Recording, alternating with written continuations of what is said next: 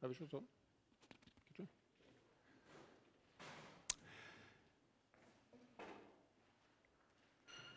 EU Transport Minister Violeta Buic has called 2018 to be the year of multimodality.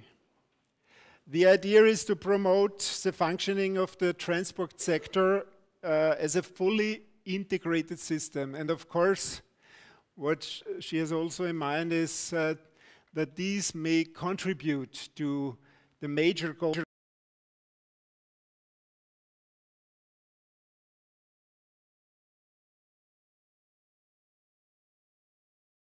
on the climate agreement, the Paris goals, to improve the quality of life of the European citizens, and equally important, to ensure that the European transport system is safe and that the industry and the economy in Europe is also globally competitive.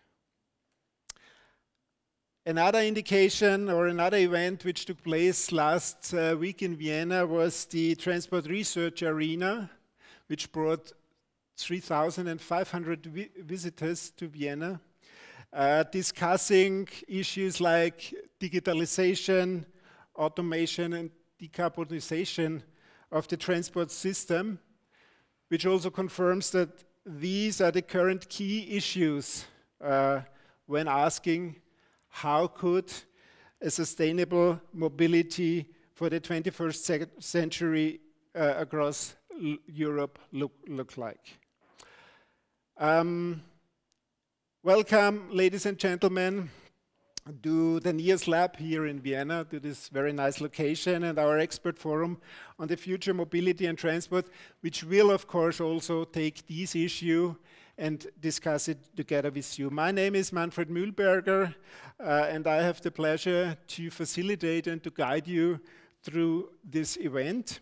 And we intend to use this afternoon and the evening to discuss with you and, of course, with our many experts which are here in 3 panels, 3 major questions: cross-border transport infrastructure, cross-border mobility, and digitalization of transport.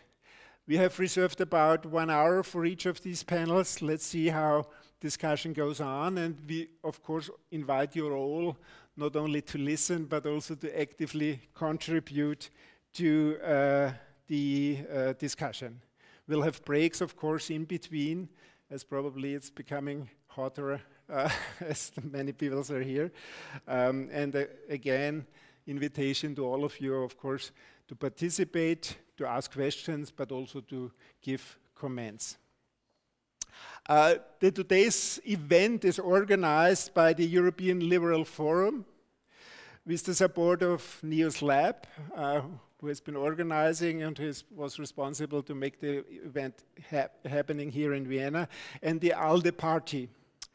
And just for those of you who don't know, it is part of a series of expert forums organized around Europe on topical matters and challenging facing the European Union.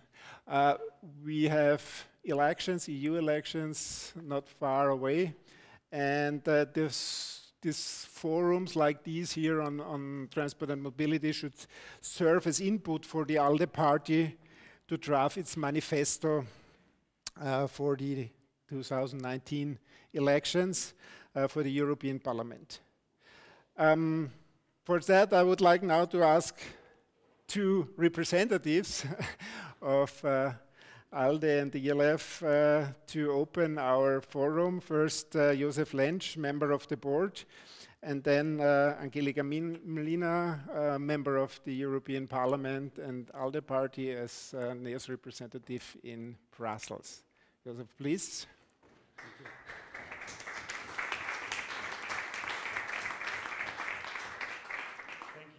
Thank you very much, Mr. Mühlberger. Welcome everyone. Thanks for making the time. As Manfred Mühlberger mentions, I'm not only director of NIAS Lab, but also have the privilege of sitting on the board of the European Liberal Forum. The European Liberal Forum is the umbrella organization of liberal foundations and think tanks in Europe, and it is the political foundation of the ALDE Party. So what we do is we organize events like these. We do political programmatic work. We do also capacity building across Europe. And this series here, which we do together with ALDE Party, is really a premiere. So far it's been going well. There have already been quite a few of those expert forums. I had the pleasure of attending the one in Stockholm on climate policy at the Friends of Forest. And it's actually quite a lot of work preparing those. So I want to thank the people from the European Liberal Forum and from the ALDE Party who are here again tonight, sitting back there, so you might not see them, but they're actually doing all the works. Thank you for helping us, and also thank you to my team who has also been preparing this over the last months. We hope it will be an interesting day with producing a lot of content that can be used by the ALDE Party, but more to that, we'll hear now from the president of NEOS Lab and the vice chairman of NEOS, the vice president of the ALDE Party, Angelica Mina.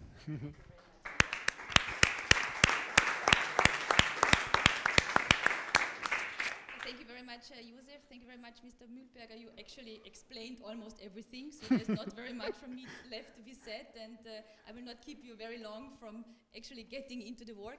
Just very briefly, ALDE, the European Liberals and Democrats, actually decided to go for a manifesto for the election 2019, and within this we have 10 expert forums, and one of them being hosted here in Vienna on mobility and infrastructure. So I'm very proud that we are doing this actually here in Vienna as well. The whole process started on 2nd of March, and it is planned to be ready to be adopted at the annual Congress on the 8th of November in Madrid. We also have a guest here from Ciudadanos, so we are looking forward actually to this quite huge Congress in Madrid at the end of this year. So this is the frame in which we are actually functioning, and it is unusual for a political party to do this. As NEOS, we are used to this kind of collecting knowledge and putting knowledge that is available from experts, from researchers, from people from the economy and politicians together, and trying basically to get over these different silos that we have in society. I mean, this is the actual goal, that politics is getting into communication with economy and with research, and vice versa.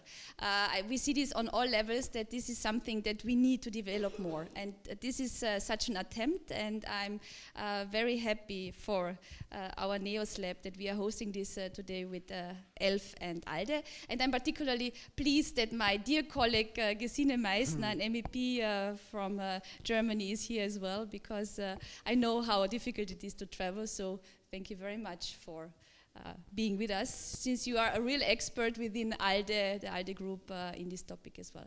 So having said this, I wish us all a very interesting day, and I hand over to you. Thank you very much for moderating, Mr. Mühlberger. Thank you. Thank you. Brauchen wir das?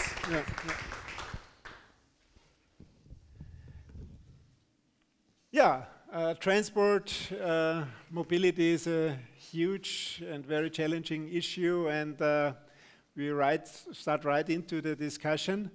Our first panel, as I said, is on infrastructure. Mobility systems and transport systems, as we know them, involve a lot of infrastructure, road networks, rail networks, airports, whatever. Always involving a lot of money, and we would like to discuss now in this first round what are the challenges here, what are the needs, what could be done better, what might change in the future. Let me introduce the panelists for this first session. One has already been introduced, Gesine Meissner. She's, as I learned, a trained hotel manager and teacher, right? But for now more than 30 years in politics already. She was member of the regional parliament of Lower Saxony, and since 2009, member of the European Parliament. And there she is also member of the committee on transport and tourism, and as Mrs. Mlina said, therefore a very well-informed specialist in that area as well. Welcome, please. Thank you. Welcome, Mrs. Meissner. Ja, wo immer Sie wollen. Secondly, as it goes around money, we have Franz Hörger. He's an investment and equity expert, as I've learned. He has been working for a big Australian investment company, Macquarie, right? That's the right name, yeah. And has acquired during that work a lot of international expertise. He has been working in New York, in London. And he is starting a new business, as he told me right now, something about the fintech sector, which might be another issue for another forum. But of course, he has a lot of experience in financing investment projects. The company invested in projects starting at $200 million, whatever. Yeah, so these are quite huge projects in all areas. So welcome, Franz Hörhager. Yeah, last but not least, Alfred Pitnick, a very experienced manager in the field of railways. He told me that he has been working for a very long time for the Austrian railway company ÖBB, and since 2009 he is head of international affairs of Rail Cargo Austria, which is, as the name said, dealing especially with all freight transport on rail. He has also extensive international experience. For example, he was for ÖBB in Brussels for about 4 years, running the office in Brussels. So he has a lot to say about the needs of railway systems, transport and railway systems. Please welcome Alfred Pitnick.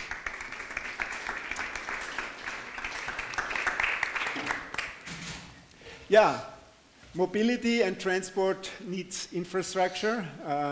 As long as we are not able to beam ourselves from one place to another. And there's no difference actually between the Roman Empire and today. The Romans also built a huge network of roads all across Europe and the Mediterranean. The difference may be that today it needs cross-border cooperation to do that. The Romans had their own empire, so they can decide, and now we need to negotiate.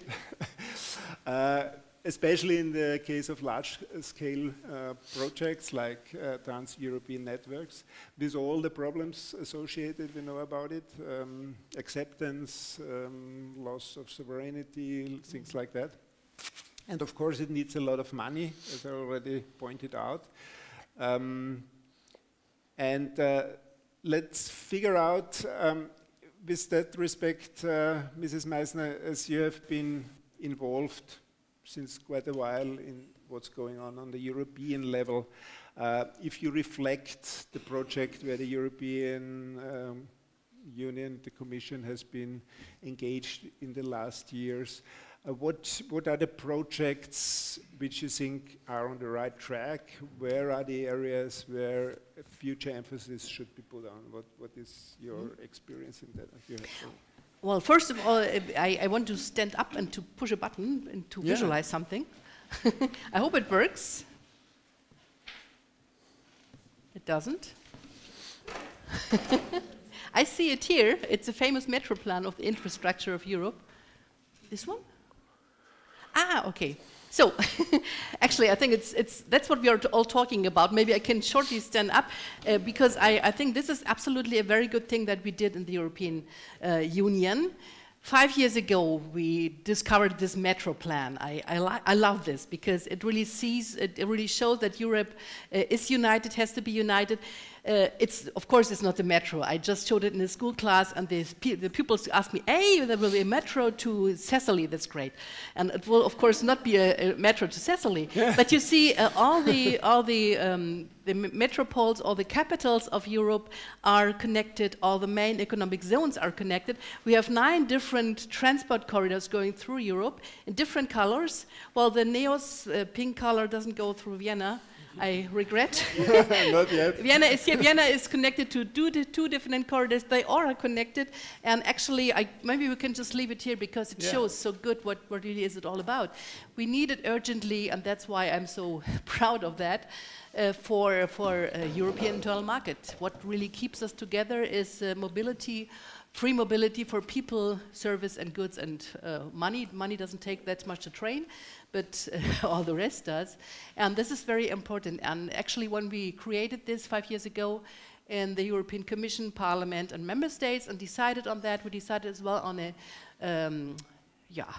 bigger finance input. Mm-hmm.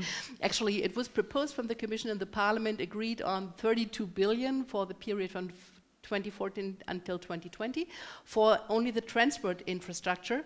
It was reduced by the Member States to 22 billion, but nevertheless it was 22 billion.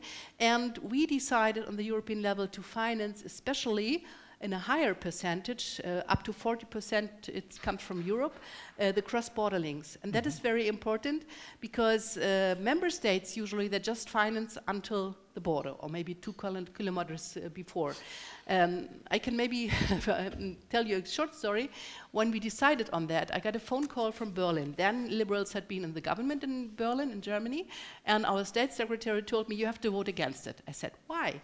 Yeah, you have to vote against it. Brussels doesn't have to tell us how to spend our money for infrastructure. And I said, I will vote in favor. And he said, we do everything right. And I said, you don't, because I know the German infrastructure plan, and it always ends shortly before Austria, shortly before Denmark, whatever, because they say we don't finance the rail or whatever for the Austrians, the Danish, or the Polish. Yeah. And so that's why it's so important. And now really, because I don't want to make it too long with my answer, it works. Absolutely right, and with this Connecting Your Facility, we did several things. We said every project that has to be financed, can be financed, must have an European added value, that's certain criteria. Besides, we have a use it or lose it principle, so if a member state asks for a project and doesn't really promote it or doesn't really make progress, then we can ask them for the money back. Okay. And so that means all the money is really efficiently spent. It's an absolutely successful program, and of course we hope to go further on with that.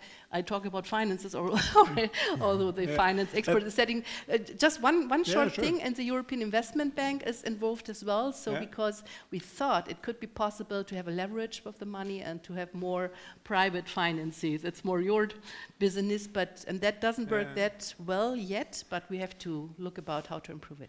You tackled already an important issue, and I would like to follow up a little bit on that, the reaction of your colleague in Berlin. Yeah. So is it quite often that you meet or you encounter these reactions? What do you think is the general acceptance in the member states especially, not in Brussels of course, about the plans, how to overcome this reluctancy or this by now it works better, and we have in these transport corridors, each of these 9 corridors has a transport corridor coordinator. He is with the Commission, and this coordinator, some women, some men, most of them have been MEPs before in transport sector, many of them, they're experienced, and they have to improve the project. They have to go out to talk to governments, to talk to everybody, to those who finance, to those who build infrastructure, and see where are the problems, what can we do in order to solve these problems. And that works quite fine. They are, of course, united with each other. They have exchange of views about problems and successes and so on. And by now, member states are already better on that, but we still have problems. For example, just to point out, Germany is quite often a problem, I must admit, although I'm German. For example, in ERTMS and the electrification of the railway, you know quite well what I'm talking about. Austria is by far better developed than Germany, for example, Bavaria. And if it comes to the big Fehmarn Belt fixed link in the north of Germany to Denmark, Denmark is preparing everything and Germany is not. Okay. So, and of course it only works if we have on both sides the readiness to finance, to ask for plans, to ask for environmental impact assessment, and to accelerate the whole process. So this remains an area to work on in the Exactly. future, an important one, yeah. If I may, just one last comment, because you mentioned mobility and modality. You didn't mention rivers. Okay. That's always something I always like to underline. And especially the European money in this core network goes especially to train and to railway connections and to inland waterway connections. Because the experience showed that member states usually finance on road always. They are always ready to finance roads. And it's right. And railway and especially inland waterways are quite often forgotten, and they are very important if we want to switch from road more to rail or to inland waterway. There's a lot of capacity, then we have to finance this as well and to improve the infrastructure. Okay. So another focus maybe to put more light on this area, because as you said, normally it's left out. In Vienna, it's in the Strasbourg, this light yellow, light blue thing is the Strasbourg-Danube corridor, for example. Money is leverage to realize such projects. What are your experiences, especially in the area of funding projects like the kind of these international transport systems? How can private money come into the game? What are your experiences with that? Yeah, so maybe first I have to make a disclaimer. I don't work at Macquarie anymore, as you mentioned, so these views are not official Macquarie views, which means I can be more candid, probably. I think, in general, the way that we viewed infrastructure investment is from an equity point of view. So we didn't provide debt. Okay. We said we're going to buy the equity. And what's happened in that space since the global financial crisis is that the financing actually it's not too tame. So what we have been doing the past couple of years is we've been saying, actually, debt is already too cheap. Banks are wanting to give us too much debt. This is too risky. We will say no.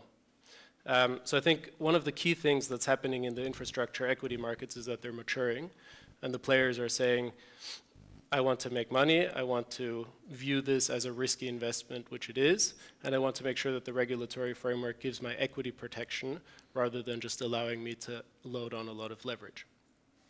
So that's kind of, I think, where the space has changed fundamentally and where the regulation might also change to support equity investors.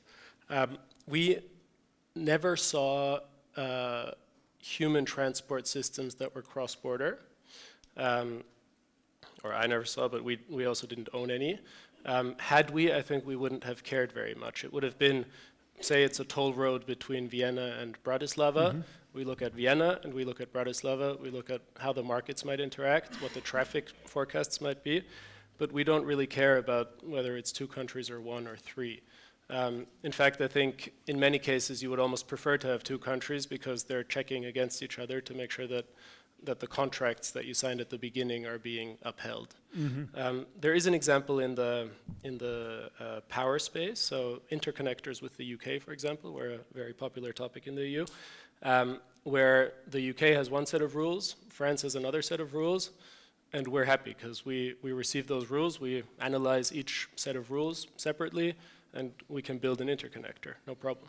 So we don't even really need a combined set of standardized rules. We're just happy if the facts are laid out. So what you're saying is that cross-border projects are even more attractive to a company like yours? Like I said, we didn't see any, but I think it can be very much so. Okay. I think it would lower one of the things that we look at is country risk. Okay. So the regulation can change, right? The country can say, actually, this contract that I gave you has to change because whatever. And because it's a country, there's very limited recourse that you have as equity investor. So I think if there are 2 countries involved, that's almost like a check on the system. Okay. And the regulatory framework you mentioned for the protection of private equity investments in large infrastructure projects, what what is your experience with that? Yeah, so I think what's changed fundamentally is a view that infrastructure is not equal to infrastructure. So you have infrastructure that's regulated in a sense that investors earn on the capital that they invest. That's utilities, right? So if you build a network, you earn money on the capital that you invest. On a toll road, you have, we call it GDP correlated risk. So you have traffic risk. And if you, in airports, same thing. If you have traffic risk, it's less of an infrastructure investment. It's more like a shopping mall type investment where you just are exposed to what happens in the economy. And what governments can do, and what happened in New York, we built a bridge in New York City. The government can say, okay, I'm either going to guarantee that you can operate this road and take the risk, or they can say, I'm going to pay you a fixed payment, and I, government, take the traffic risk. So I think where you have systems that you want private money to go into, private money is a lot more careful with GDP risk. You had a lot of bankruptcies on toll roads. You had a lot of bankruptcies in ports, for example, and people are just becoming more careful, especially when the economy is going well. May I ask a question? Because, well, you said that you don't have a project yet, a cross-border project that's financed by private financiers. Why? Because, you know, well, I really have the feeling it's not that attractive, and you just said that there were several bankruptcies and so on in the transport sector. I have the feeling transport infrastructure is not that attractive for private investors. I regret that, because I think, of course, we need the money. And as I said, when the Connecting Europe facility was proposed, our finance commissioner, he said, we can have a leverage easily by 20, because EIB will give some money, and then private investors like security companies, they will invest, and then we have, instead of 20 billion, we have 400 billion, would have been perfect. We need 730, so it wouldn't be enough. But why is it? Can we change anything in order to attract more finance? I wouldn't say it's not attractive. You just have to have a concrete project. So if you have a toll road, and the toll road is again an example, Vienna and Bratislava, and that's concrete, then we can analyze it, we pay a price, and we say we'll build it or not. And that we just haven't seen projects like that. So I think it's more, we're very much on the receiving end. We're not involved in policy. There are 120 people in the globe investing. In our case, it was $100 billion. So there's not a lot of space to say, I'm going to try to really shape policy. You just say, I'm on the receiving end, and if there's a project, I'll do the work. Maybe who is addressing you, for example, as an investor, if it is a cross-border project? Usually the countries have their own perspective, and probably the Commission is filling the gap. Yeah. One additional question, maybe you mentioned acceptance, not only by the infrastructure or by the recipients of the debt, but how about public acceptance, especially with infrastructure projects? In the transport sector, transport has always been considered to be some kind of serving the basic needs of people, and the privatization of the British railway system is always an example how it should not work, because then nobody is caring about the infrastructure, things like that. Yeah. Do you have experience on that, and how to handle that, to create more confidence that when a private investor also comes in, that must not be happen, that only profit is the main driver? So I have a biased view. I think, of course, go on. I think generally bringing in a private investor, yes, he's going to charge. So it's a kind of almost, I don't know, kind of debt that the government takes on. It's not bad per se. I think it makes it easier for the regulator to say these operations are wrong, or you have to invest 100 million more. The private operator can't really do much in that case. So it's actually, as a regulator, you're allowing the transport facility and infrastructure to be controlled more closely, I think, and more transparently. But obviously the people will see it as a tax increase, because on the other side their taxes don't go down, right? So we had a few instances in France. There was a toll road where you just enter renegotiations with the regulator. Regulator says we have to bring the tolls down. You say no, and then the regulator says we'll take your license away, and then you say okay, let's talk, and that's kind of how it goes. But you just price that into the risk you associate with the project. Okay. Mr. Bitnik, rail is also on the wall. Usually trains are crossing borders. And Mrs. Meissner said that the railway system is doing better. So what are your experiences with regard to the cross-border infrastructure, especially? Where do you see currently the main areas for action, improvements? Where do you focus on that? Well, first, let's say the common thing between the Romans and this 10T core network corridor is it's a sustainable network. Okay. Because this is mainly built on rail, that is the 9 rail freight corridors even. One issue that Ms. Meissner was asking, and I would like to immediately pick up, why is private funding not attractive for rail? I can give you the answer at least for rail freight, because the business itself is not sustainable. Hardly any one of our companies, and this might be, let's say, an incumbent, a former incumbent, a private company, is earning its capital cost. So even reinvestment is very critical for us. So therefore, we'll see that there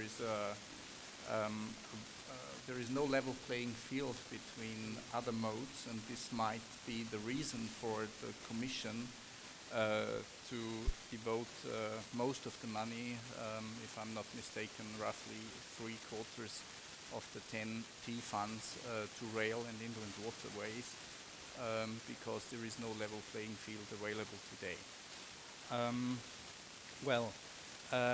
We are very happy and very grateful about this action of the European Commission, and it is directed certainly at our sector, at rail, and me personally, I'd like to shed some light on rail freight.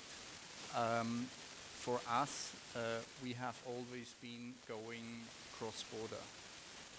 Even in former days when there was no harmonized European rail freight network across the European Union, when we had to cross real borders with customs check and all that stuff.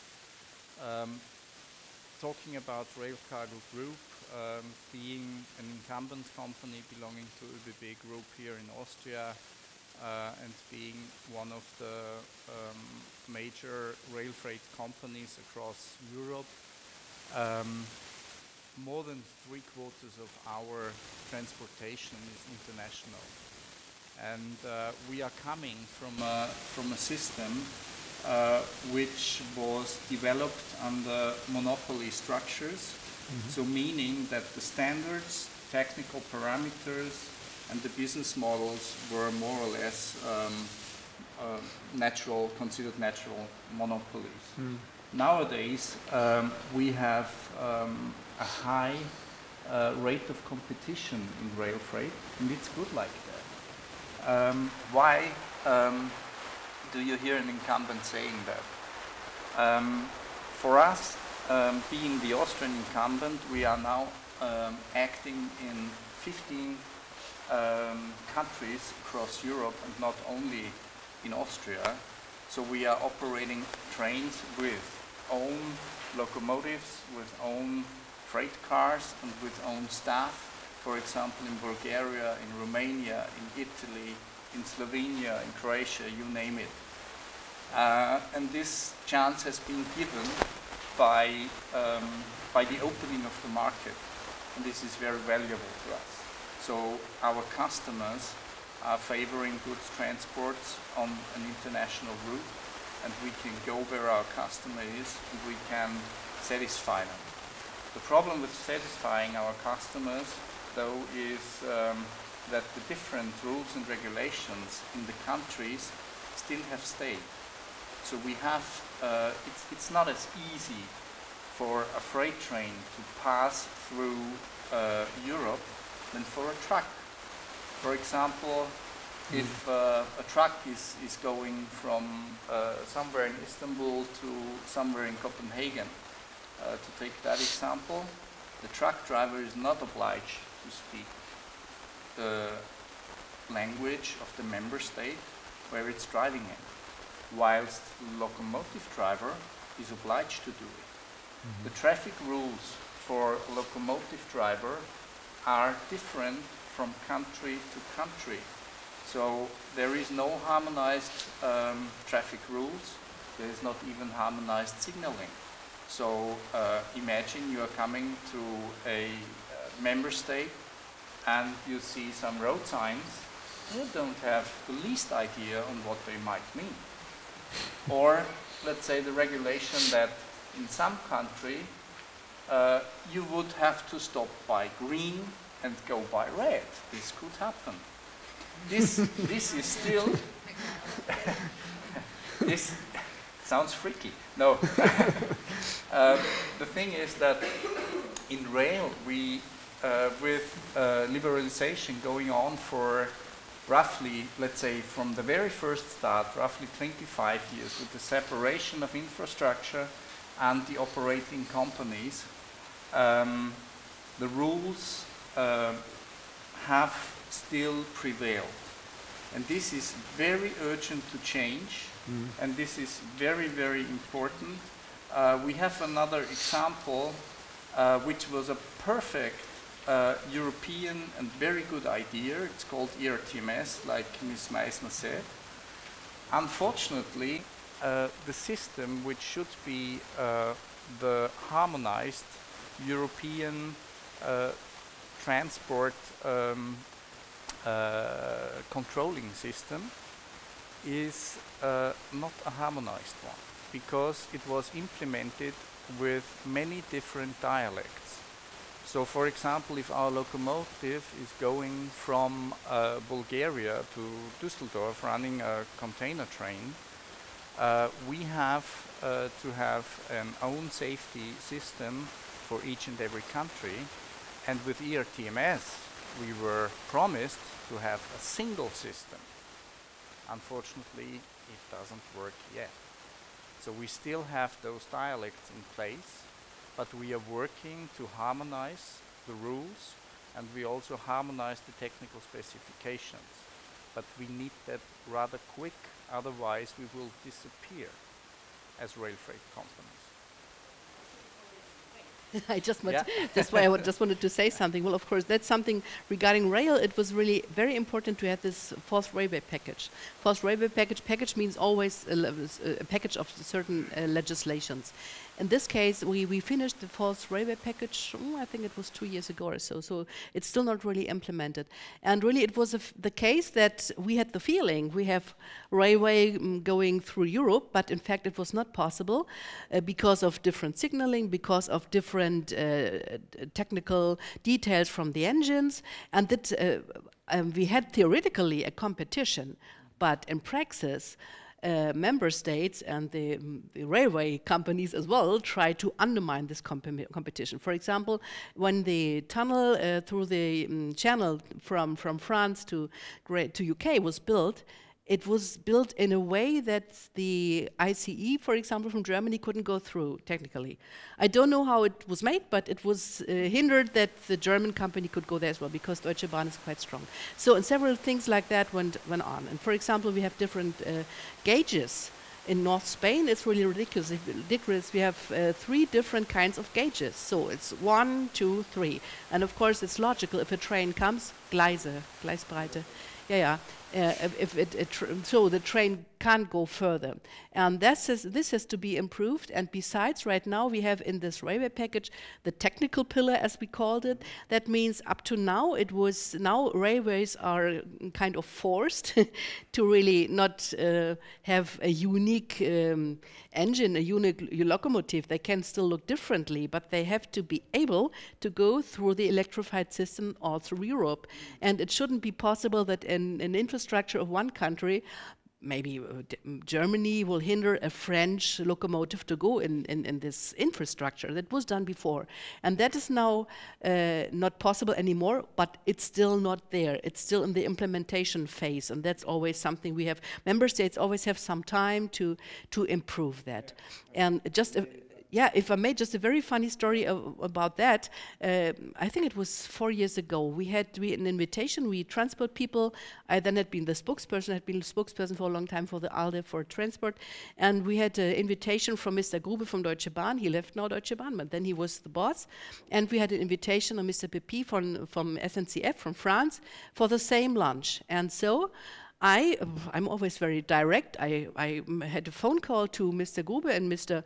Pepi, and Mr. Grube said, well, for me it's fine to have the same lunch because the same people were involved, but the French railway president, he didn't want that. And so we had lunch with the French and dinner with Deutsche Bahn on the same topic, the same people. And at lunch, because Angelika knows me, I'm sometimes quite direct, I was sitting aside the president of SNCF, and I asked him at the first, Mr. BP, why do we have to go to eat 2 times instead of 1 time, because it's the same people, the same subject. And then he wrote on a napkin, I promise next time together. And that's, I showed Mr. Grube, and the next time was together. But that shows, I just tell the story, that shows, and I never expected that. I really expected when I came to European Parliament, we think European, we are European, everything is fine. It was not. It still is not. And so we have to improve really a lot. And the political pillar, at least that is on competition. There could even be more competition than we have right now. We have competition, but it can be improved, and we always have to work on in order to be more European. You mentioned the 10T program. A lot of money was spent, billions of euro, in hundreds of projects. And you said a big part of the cake goes to railway, which I think, of course, is nice for you. However, I would like to ask the question, when considering what has been invested through the 10T program, were the selection process okay? What lessons could be learned when looking at the 10T program? Where to focus for, of course, for the future? First, I would like to answer to what Ms. Meissen said. We need to be a bit more specific, because there is the railway undertakings and the infrastructure managers. The infrastructure managers still being, let's say, ruled under a kind of monopoly enterprise, and it's fine like that, because all of us have seen the UK model, which was disastrous at that time. Electricity utility area, there's division between infrastructure and operation. So the infrastructure companies are maintaining and financing the infrastructure, and on that infrastructure you can operate like rail cargo is doing. Exactly, operators are running the trains in competition, and as I said, it's good that we have competition in freight, because it let us move forward, and we came better by that, certainly. The overall achievement of the 10T program, I think, is very good, but we still have some kind of a not completed network now. So we need to focus on finishing those projects and avoiding bottlenecks, and especially at cross-border stations, we always have problems. So that might be technical issues. Parts of them can be solved by, let's say, ERTMS, but this will be a long way to go. We won't have a system before, on some stretches, by 2023, in other stretches only by 2030. But we need to remember what Violetta Bulc always tells us when we meet her: you have to deliver, and we are eager to deliver if we can, if we are able to. And nowadays it's simply in some parts not possible. There is construction works undertaken where there is no rerouting. We just have to wait with our trains 12 hours, 24 hours, 3 days, 5 days. We are losing time, we are losing money. Our customers are certainly getting furious. Do you think the Commission is aware of these issues? Yes, they are. we have been talking, but this is a member state issue, right. and this is bringing so again we are bringing back the issue to the member state. It is the member state that has to propose the different projects, and then it has to propose and ask for money in Brussels. So what first at my heart I would like that Germany would do something on the Brenner, on north of Brenner route, because the tunnel will be ready and we need it, but we also need the lines in Germany being ready. Certainly also ERTMS is a topic that we have to continue, and it will deliver, but not for some time. Okay. So this needs still huge investments from our side without seeing any benefit. No private equity would go into that for the moment, because except for the cost, we don't have any results, any benefits from that for the time being. Yeah, Mr. Maybe just how must the project be designed, like the Brenner Tunnel across border Italy, Austria, Germany, to make it feasible and attractive for an investor? What would you say? Yeah. Be beyond the scope of the existing private investors. At the end of the day, it's about cash flow. So if there's a position to say, here is a risk that we think that we can price better than a competitor, so for instance, construction risk of a tunnel, if we can say we are partnering with a construction company and we share the risk in such a way that we think we can earn money at the end of the day, we're happy to invest the capital. Maybe a better way to describe it is if you look at rail. Right now, what's happening in general in infrastructure is that there's a shift away from calling everything infrastructure, and it's splitting into two parts. There, the GDP correlated, which I mentioned before, assets, that would be the operator type assets, so the rail operator, the airport operator, those things. And that's becoming very close to the normal traditional private equity market, where you would also buy a supermarket or something like that. So those are kind of overlapping. And then on the other side, you have what we would call the core infrastructure, where you have government mandated fixed tariff type revenue. The return, so the amount of money that you earn for that type of investment is decreasing, and it's becoming more the playing field of large pension funds. So Macquarie was competing directly with large pension funds in that space. And I think what's happening is that, especially with now the low yield environment, you've just got this huge amount of capital that is becoming ready to invest. Pension funds, very recent that they started investing themselves, ready to invest in these very safe type assets. And I think something like the Brenner Tunnel would be probably a project for those, where the government says, and this would have to be a combination of governments, I can guarantee that you will be paid a fixed amount for building this project, and then we can decide, okay, we can reduce the risk of the project costs to, I don't know, plus minus 20%. That's okay, we can handle that. But if we can't get comfortable that it's plus minus 20%, if it might be plus minus 50%, probably not going to build it. Something like the Berlin airport, for example, I think a private equity owner would have been happy to take on that project and say, we'll build it. Short and simple, money is not the problem. There's more than enough around. It's more. But the Brenner Basis Tunnel, I think, is a very large. Very specialized. Sure, so it's of course. a bit of a different animal.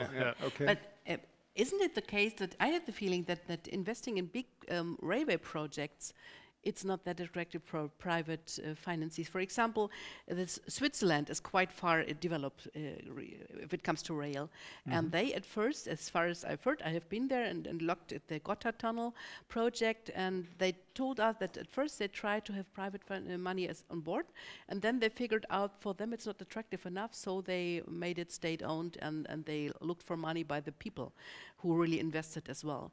So, and that's why I would like to make it attractive for the private financiers to really invest in rail. But by now I have the feeling maybe the Brenner Base, not the Fehmarn Belt Fixed Link, there is some private money going into it, because you can have a toll afterwards, and you can have a reinvestment. But it seems to be difficult with rail. But road is quite I think much easier, huh? I think if you as a state have to guarantee a fixed payment for an investment, then it's no different than raising debt. And a private equity fund is always going to ask for his 10 to 15%. So it's always going to be cheaper for you to just raise the debt. Then I think the trade-off for the government becomes, okay, do we want to increase debt further than we do? It's kind of hiding debt to give it to a private operator. But yeah, very good. May I ask you? Well, wait, because it's recorded. My name is Alexander Hoffman. My name is Alexander Hoffman. I have a question on financing. You were just talking about the different kind of investors. We always in the debate, we're always talking about private investor. But there are different kind of private investors, and each private investor has different objectives. You set the example for the pension funds, for example. Let's take a broader view on the politics on it. Pension funds were also partly privatized, so you have the three-pillar model, so on. Now these pension models, pension systems come back in investing or in financing infrastructure as a private partner in it. And now you say if there is a high risk on it, the state has to guarantee the return for the investors, which is nonetheless and turning around money which normally comes from the public sector back to the public sector, backed up by the public sector. Where is a private aspect to it, actually? It's just turning money into a circle, and the objective of a pension fund is completely different than from a risk-taking entrepreneur.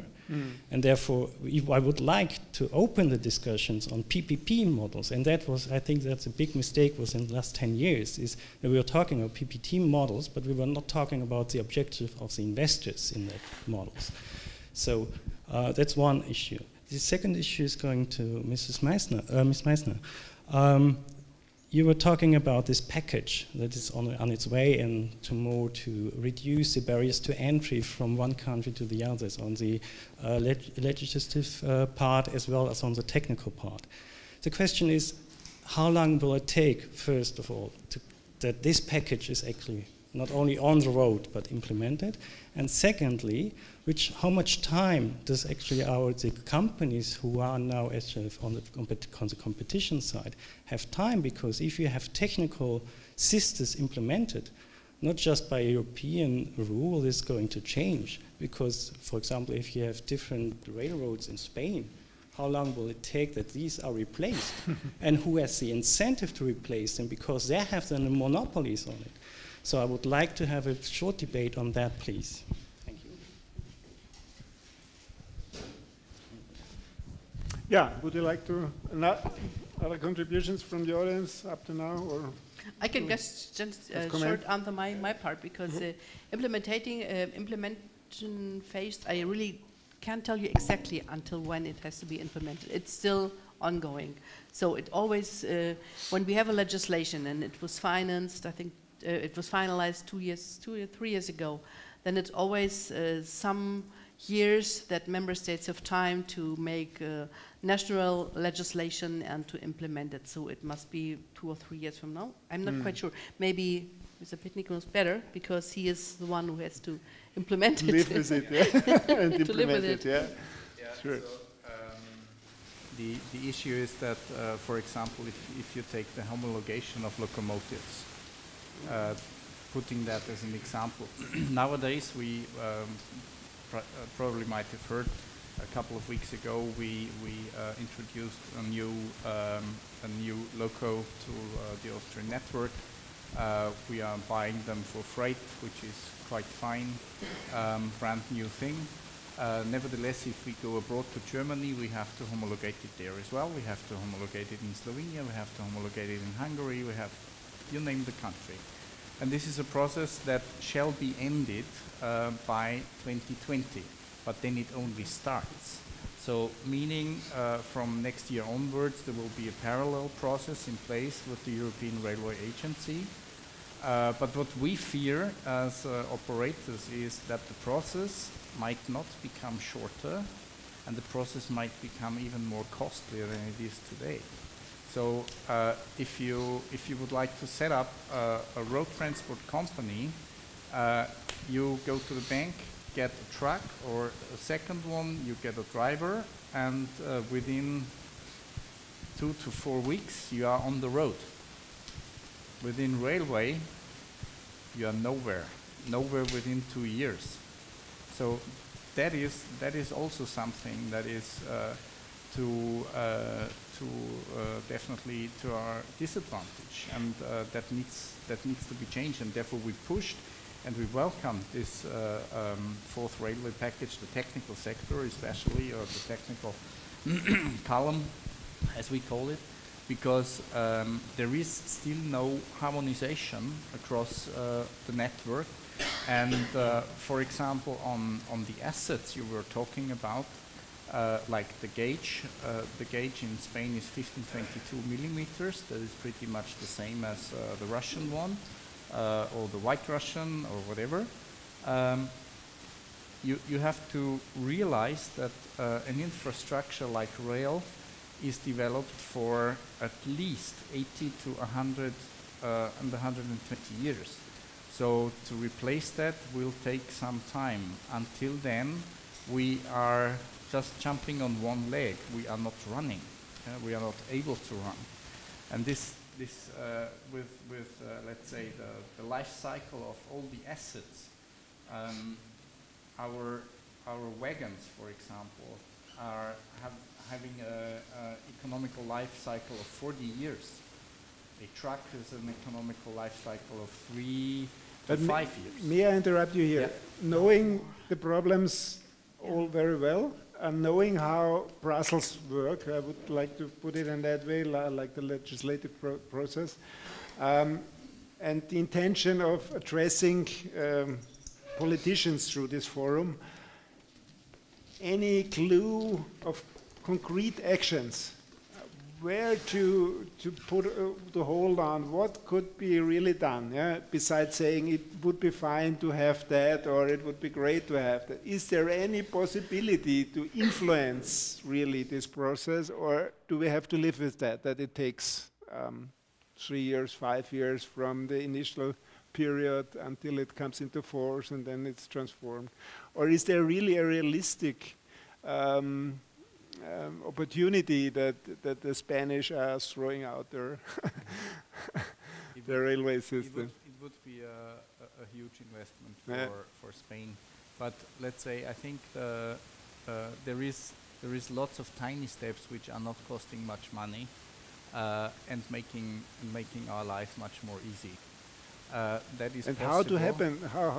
How that is happening? We have as railway undertakings, we have a group that is called CEO Task Force, that is represented by the CEOs of rail freight companies across Europe. This is incumbents, private companies, privately and state-owned companies, mixed big and small, across the whole of Europe. And we are pushing, we are going directly to the governments and are talking to change some rules. We are going to authorities, we are approaching them and tell them, let's go for harmonized rules across Europe. Okay. We are pushing them. And especially with the Austrian presidency that is coming up now, we have planned for some actions, and I hope you will hear from our way forward. Okay. So we are really pushing here, and we need to go and we need to approach the member states. That's the key. Okay. Definitely the key to bring rail forward in the sense of a climate-friendly policy, because we have now we feel we've got a chance to speed up, to change this not existing level playing field into a really level playing field. But this is our last chance. Actually, member states have to do that because they all signed.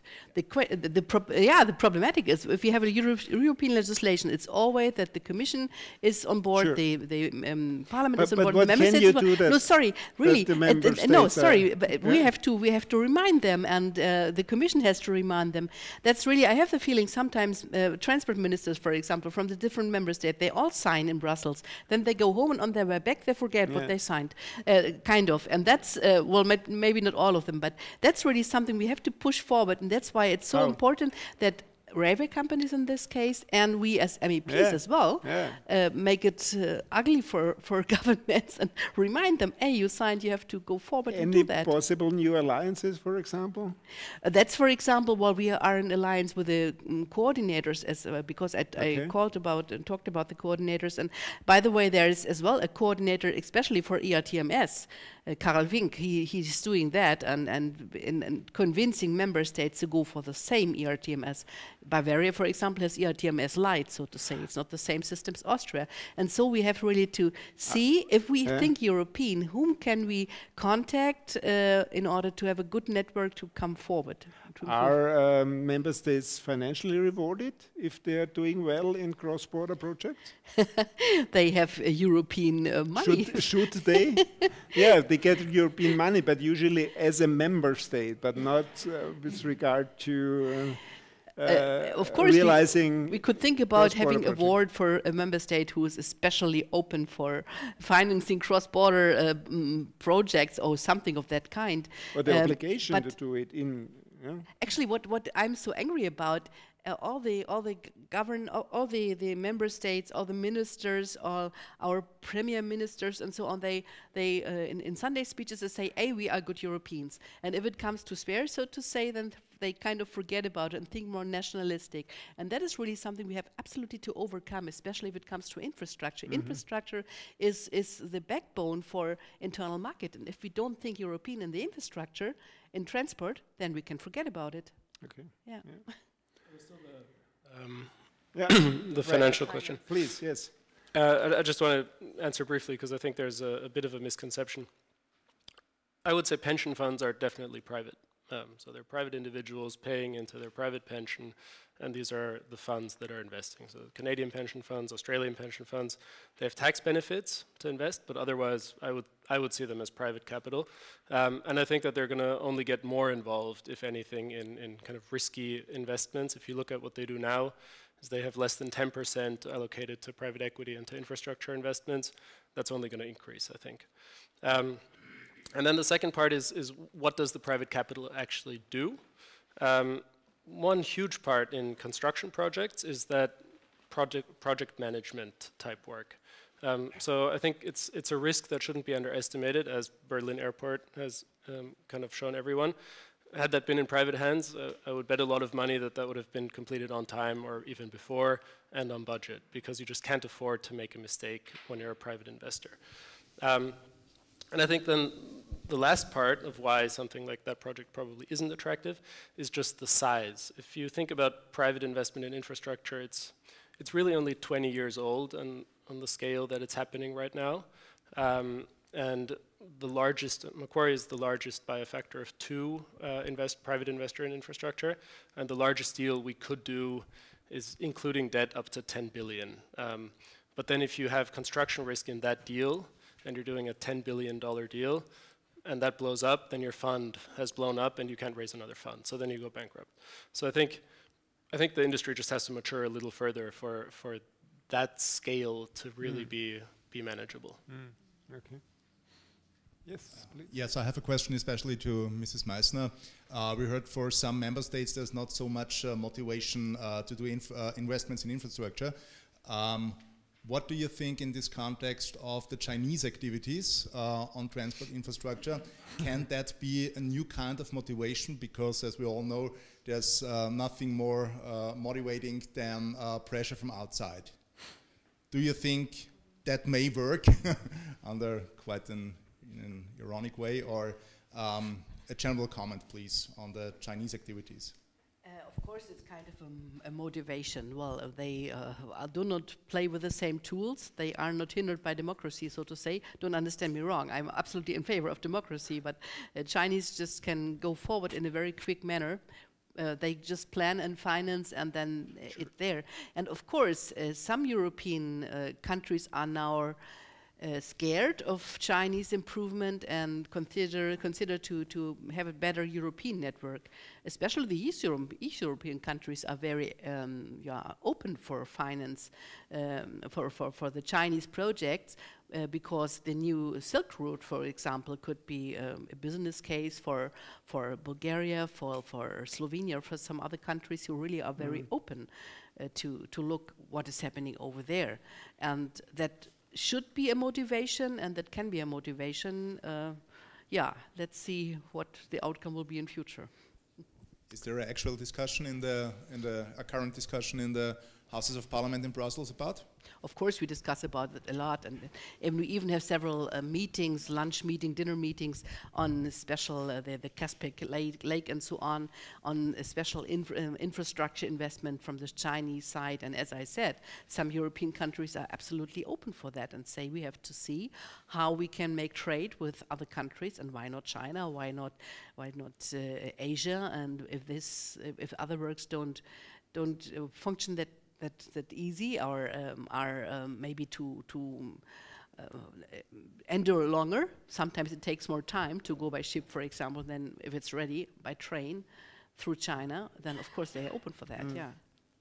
Maybe I can reply in another way, because we have a huge debate now in several committees, and I'm the shadow in the ITRE committee on foreign direct investment, which of course de facto, the goal is somehow to have a common European line regarding Chinese investments in strategically important areas, and infrastructure being one of them, the defense area being another one, like the classical part. And we have 13 member states that do have a foreign direct investment system in place. Austria is one of them, and the rest doesn't. And now we basically, we try somehow to overcome these different approaches. And as Gesine said, Eastern European countries, they don't have any foreign direct investment system, so they are, they are fighting actually this kind of approach, because the feeling is that you basically try to stop the free market. For liberals, it's a bit difficult. We are somewhere in the middle. So,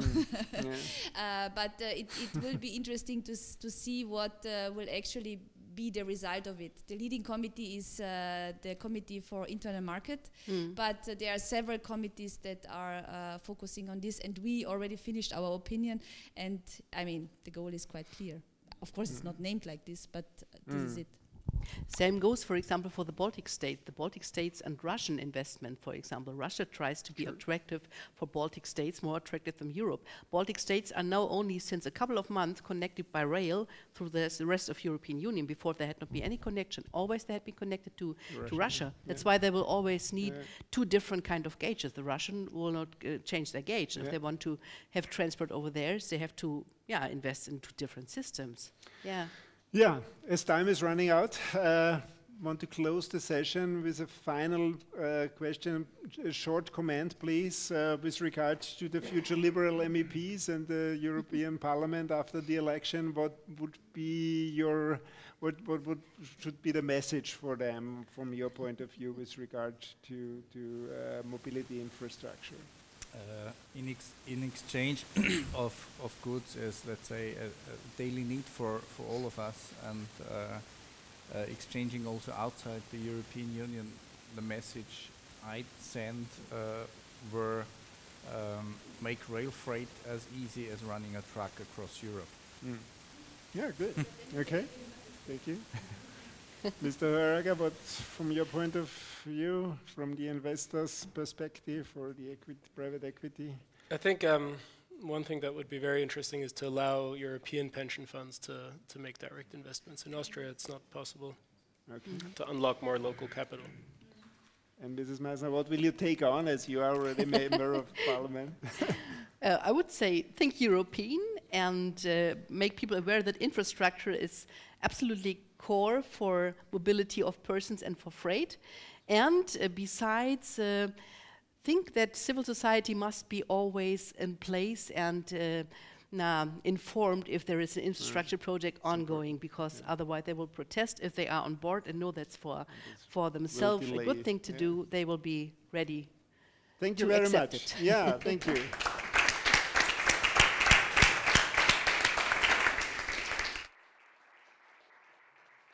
Now a short break, please. Vielen Dank. Dankeschön. Danke sehr. Danke. Vielen Dank.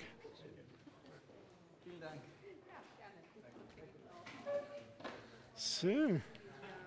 Ja, so werden.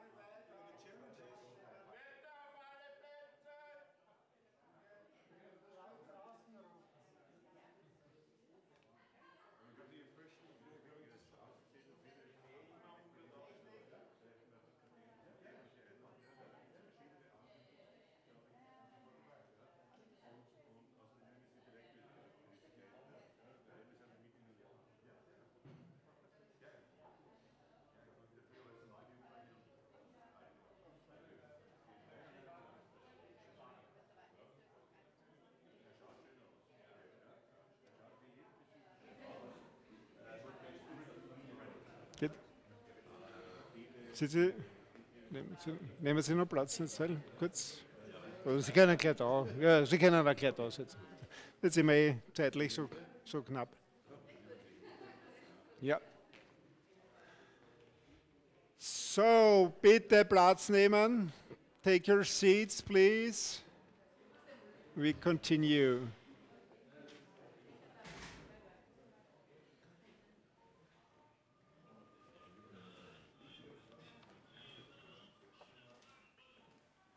Bundesbank Blues.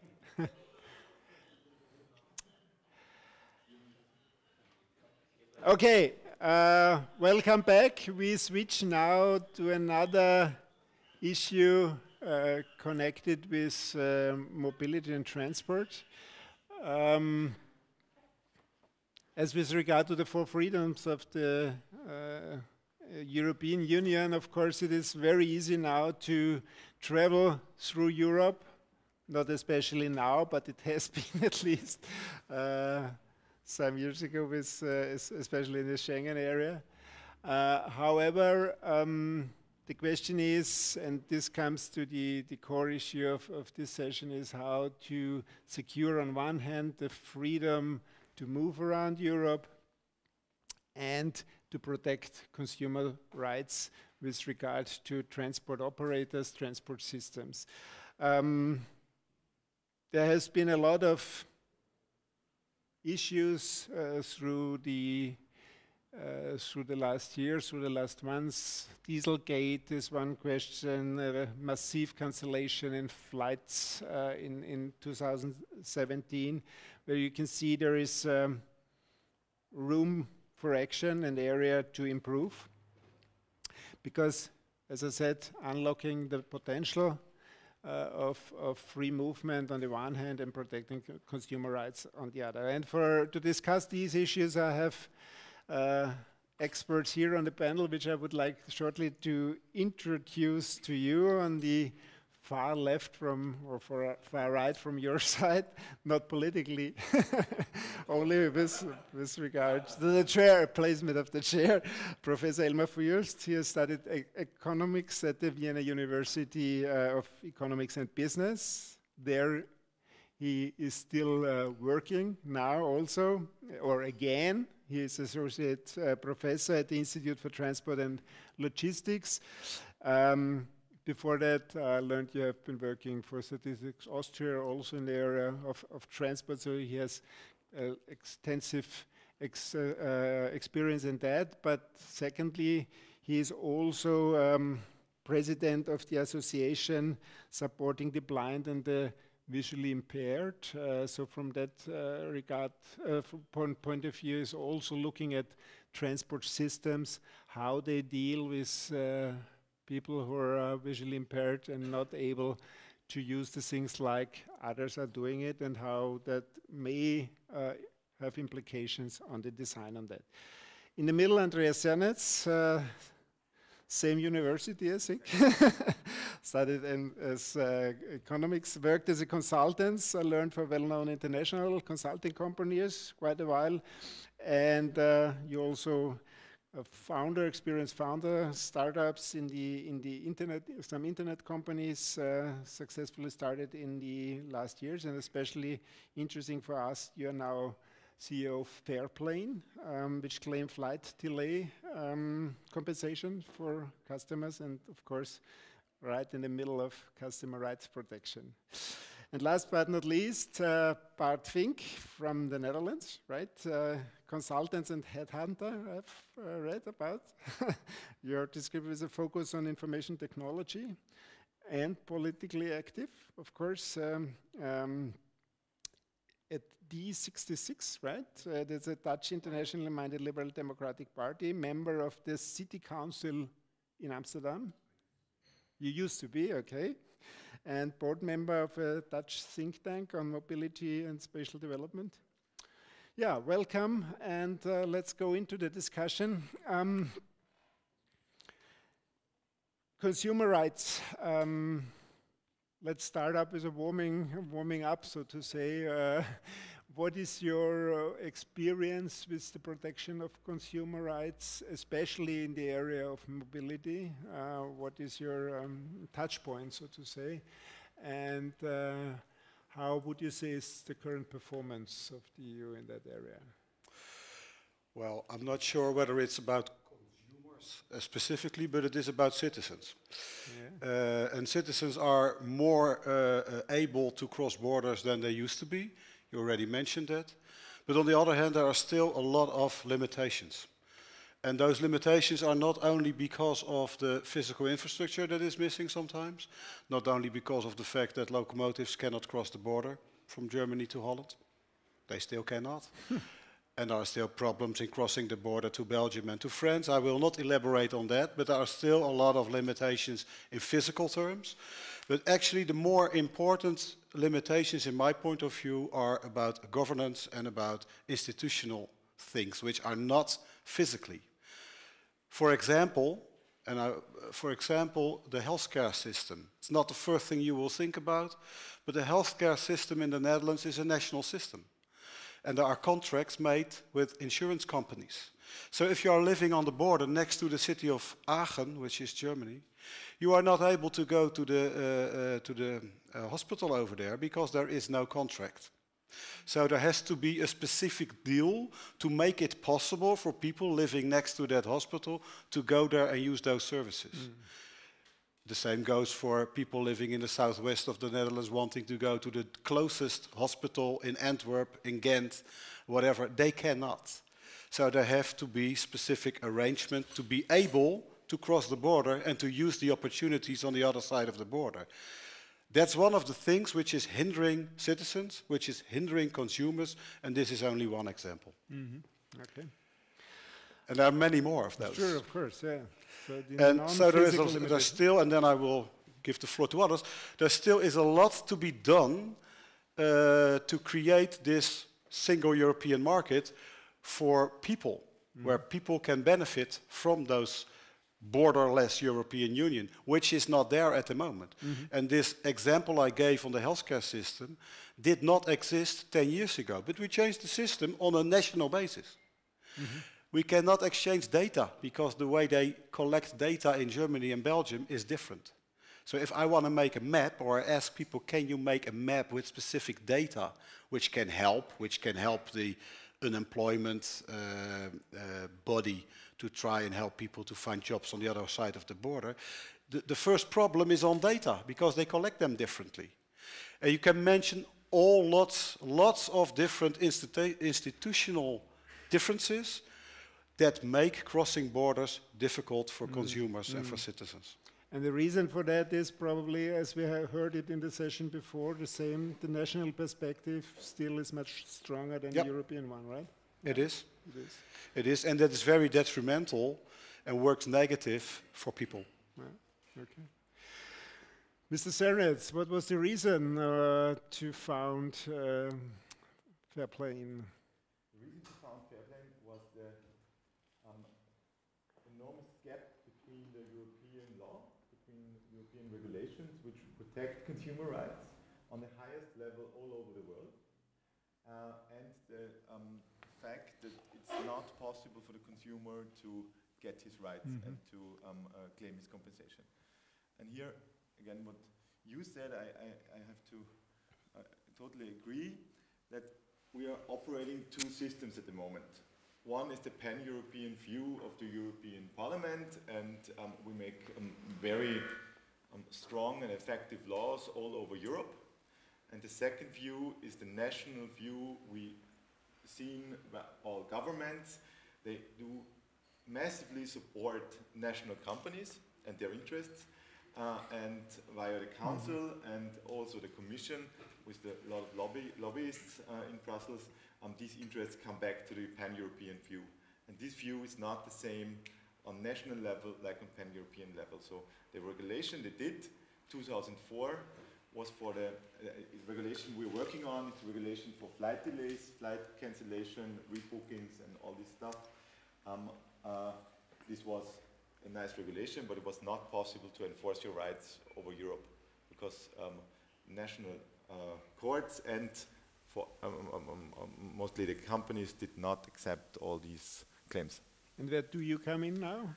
We come in, we collect these claims from passengers and enforce them all over Europe. So we're working since 7 years only on pan-European cases.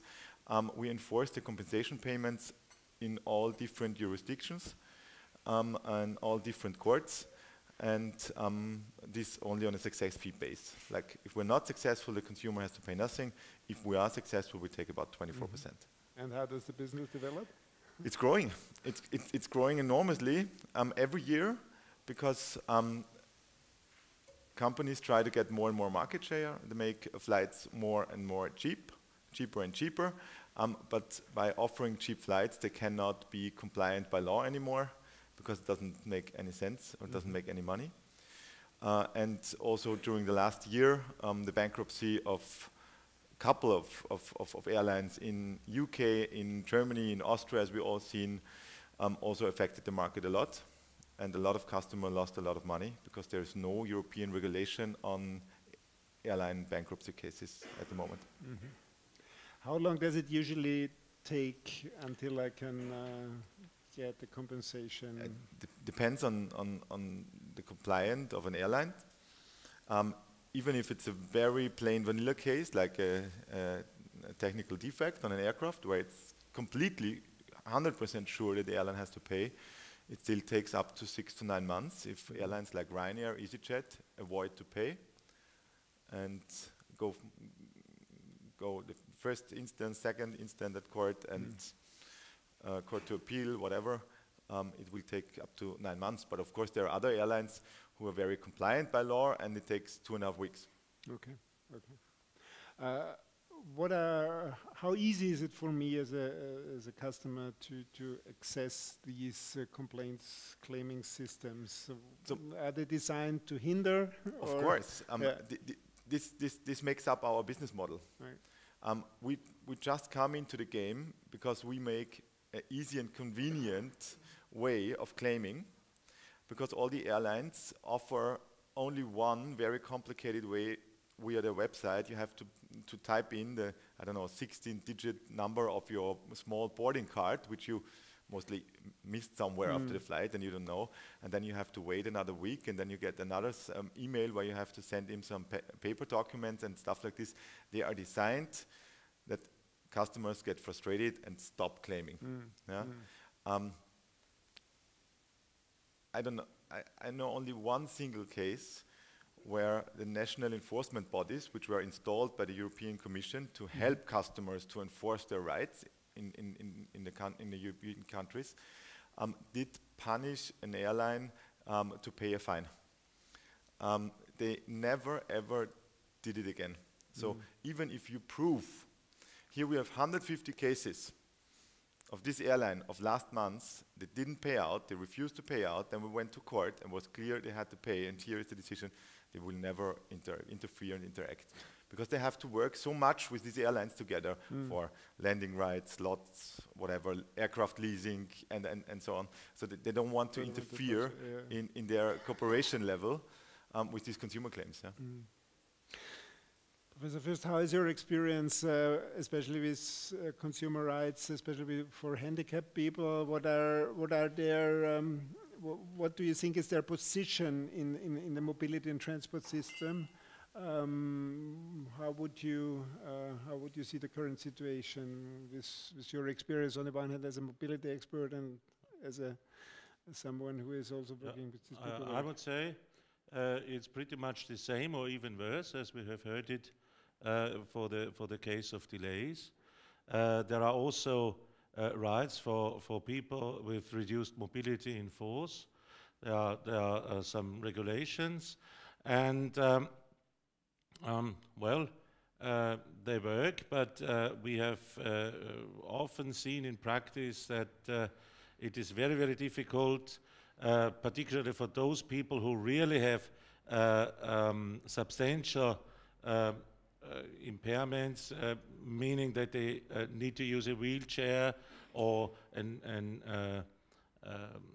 or if they are blind, so where they really need assistance, that it is sometimes very, very difficult to get this assistance. You have to book this far in advance. And interestingly enough, there is another phenomenon which is very, very, very, very bad, because we have, unfortunately, a big rate of abuse, particularly in the aviation industry. So you can go to every airport and say you are a person with a reduced mobility and you need assistance. And I've heard from a colleague of Vienna Airport that about 40% of those people just do that because they want to avoid the far ways. They do not want to walk the distances, and so they take advantage of these services. So that is also a particular problem, or that you get access to a particular dedicated parking area, and of course that if you fly away, then it's easy because you have your document with you, but for those people collecting persons with reduced mobility, they used to have a copy of this document because the person needs to have this identity card with him. Yeah, and then we found out that some taxi companies were using those copies to get access to these areas, which is of course a catastrophe. And so we also need to handle this abuse. But in general, I would say we have this problem of those different levels. National politicians, representatives of member states, they go to Brussels and say we are all big Europeans and so forth, but they act completely differently. And so we need, if we want to establish a real common market with common conditions, we really need to get away of those protectionistic behavior, because the best thing to enforce customer rights is to have substantial competition. Because then if I'm not happy with this supplier or with this operator or with this carrier, then I can go to the next one. And so both will try to get me as a customer. Yeah. How to do that, actually? What do you have in mind to increase the competition? Any concrete examples? I think that particularly the national competition authorities, not only the Commission did partly at least a good job, they have failed by far in avoiding that companies get such market powers as we see it, and that is the problem. It is modern at the moment to speak against liberal economies. Yeah, neoliberalism is the enemy of basically everybody. But if you take the time to look into a textbook of economics, then you will find out that all those market forms say that this will only work and welfare will only be established if you have perfect competition also on the supply side and not only on the demand side. But at the moment we have oligopolies everywhere, and the problem is that the individual customer has no way, no possibility, and not the power to fight against those companies, particularly when he has a damage or something. Yeah. So this makes it so possible, and there are competent national bodies in place, and they do nothing, as we have heard, and that's true. I have also tried in a similar case to reach the Austrian authority. You can call the Austrian, it is based in the Austrian Ministry of Transport, you can call there, but you don't get a connection. Yeah, nobody answers the phone. Yeah, so you cannot even present your case there. there, yeah, and that's why. I have to say this is probably the second best solution, but it is a good solution anyway, that companies like Fairplane exist because they help you to enforce your rights. Yeah? Yeah. Bert, by the way, if any comments from your side, please just raise your hand and I'll bring you in. What are your experiences with that? How about claiming your rights if you have troubles with a German transport operator, for example? Claiming rights is not exactly the right word, I guess. But as I just mentioned, there are a lot of limitations for customers, for consumers. And I wanted to give another example, as the example about tariffs and about regulations on tariffs on public transport. In the Netherlands, you use a system where you have to check in and check out if you get off the train. If you get off in Germany, there is no possibility to check out. If you get off in Belgium, there is no possibility to check out. So this new system, which is only there for a few years now, was not implemented in cooperation with Belgium and Germany. So we created a new problem for the cross-border areas. There is not a problem in Amsterdam, in Rotterdam, in The Hague, but there is a problem for all the border regions. And there are so many of these examples, and just ordinary citizens and consumers, they are, how you say that? They got the negative impact, they got the negative effects of this new national regulations. And there are so many of these examples. Not only, this is about governance, about how do you arrange things as a government, or what are the criteria you give to the one who is driving the trains. How would you do it if you're in power? Well, first of all, you should not implement this in a just national way. And there are different ways on dealing with it. Of course, you can say, well, this system has advantages, so we like to introduce it. And then we talk it over with the NMBS, the Belgian railways. We talk it over with the German railways, but we also talk it over with the other public transport organizations and see how we can do it in a way that you can check out in those countries, for example. But there are maybe lots of different possibilities to introduce a new system in a way that it also works for the for the border regions. But what would be the incentive for the players to do that? Well, one of the problems, I can better say what the problems are before saying what the solutions are. One of the problems is that in the Netherlands we work with concessions for public transport companies to offer public transport. We give them a concession. And these concessions are always for specific regions. And of course, those regions are just within the country. So a connection cross-border is already difficult because it's not part of the concession.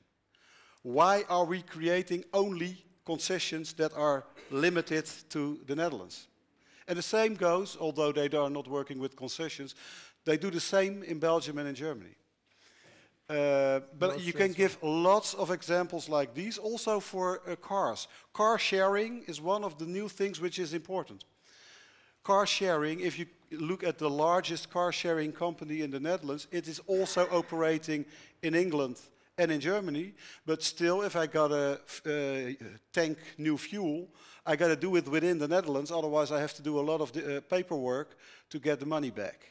So if I use it and I go to my brother who lives in Osnabrück, which is Germany, I tank just before the border because I want to avoid all the problems. And this is just a private company who is also operating in a very national way. And if we do so, we don't help sustainability because people driving in their own cars is much easier. Easier than car sharing in this example.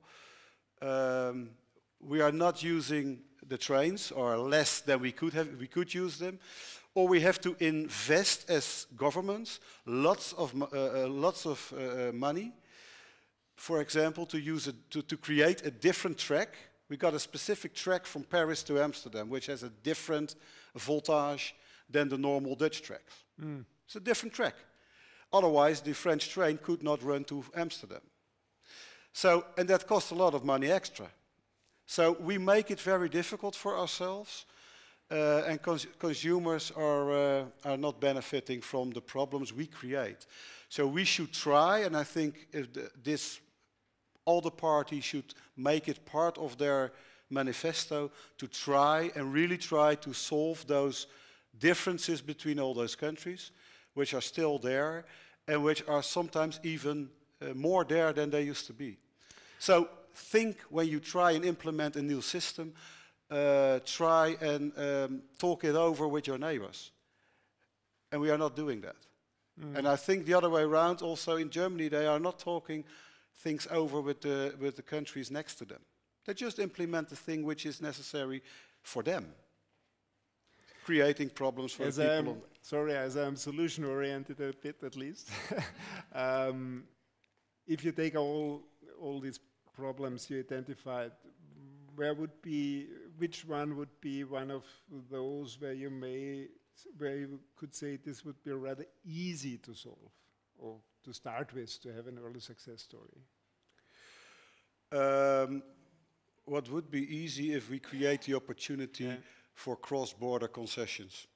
Okay. And actually that's what we tried to do. I say we because I also work at the ministry in the Netherlands. Mm-hmm.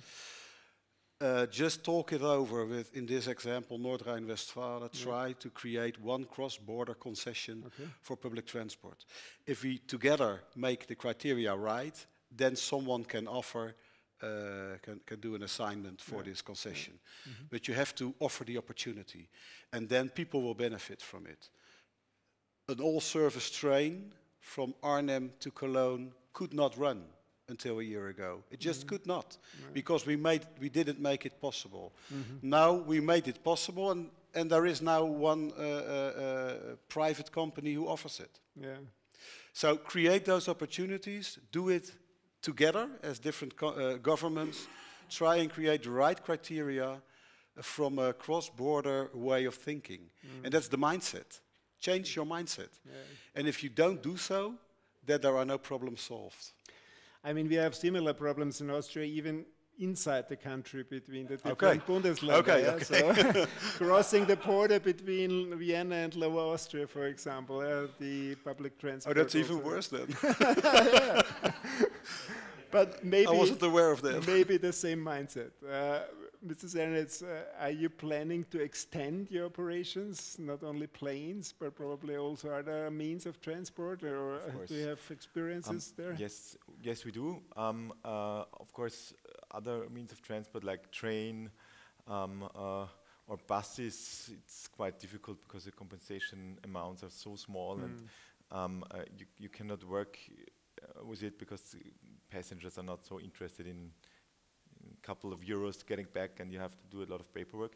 But we did try to help consumers a lot in other areas like insurances, banks, and IP rights. But coming to VW, Dieselgate, also there, not our company, but a very similar company tried it in Germany. If you come to really big cases where consumer rights have been broken and where substantial damage has been caused to consumers, and consumer rights are coming together and getting enforced on an efficient and fast-growing level, like we do it in air transport. We did it with German consumer loans. You immediately get a change of law. It happened on the 21st of December. A new law for the Deutsche Wohnbaufinanzierung was established because it has to be by the end of the year. And in the last sentence, they just added, and all other claims regarding Wohnbaufinanzierung will verjähren, also determined within 31st of March.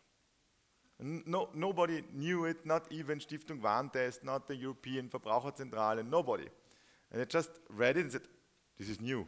It was in. And all German banks which meant about 80% of the whole volume of Wohnbaufinanzierungen, of consumer loans for houses, had a real severe contract issue. And within this sentence, they just change it. And we have the same now coming up in Austria for Lebensversicherungen, for life insurances. They have exactly the same damage. And we will see it with Dieselgate. Yeah? They will change regulation, that Euro 6 norm will be somehow compliant. Like I read something in a consumer rights newspaper that they will say the Euro 6 norm for diesel cars will be 50 milligrams if they are in the test mode, and if they are on the street, it's still 300 milligrams, which is okay. Which is just a disaster, yeah? And the national interests and influence of big groups like VW, like big banks, like big insurance, are so high on the national governments that they really do their own laws. So the national legislation is undermining the EU of course. key rights also. And then you have to point out the European Parliament and also the European Court of Justice, which are really doing the European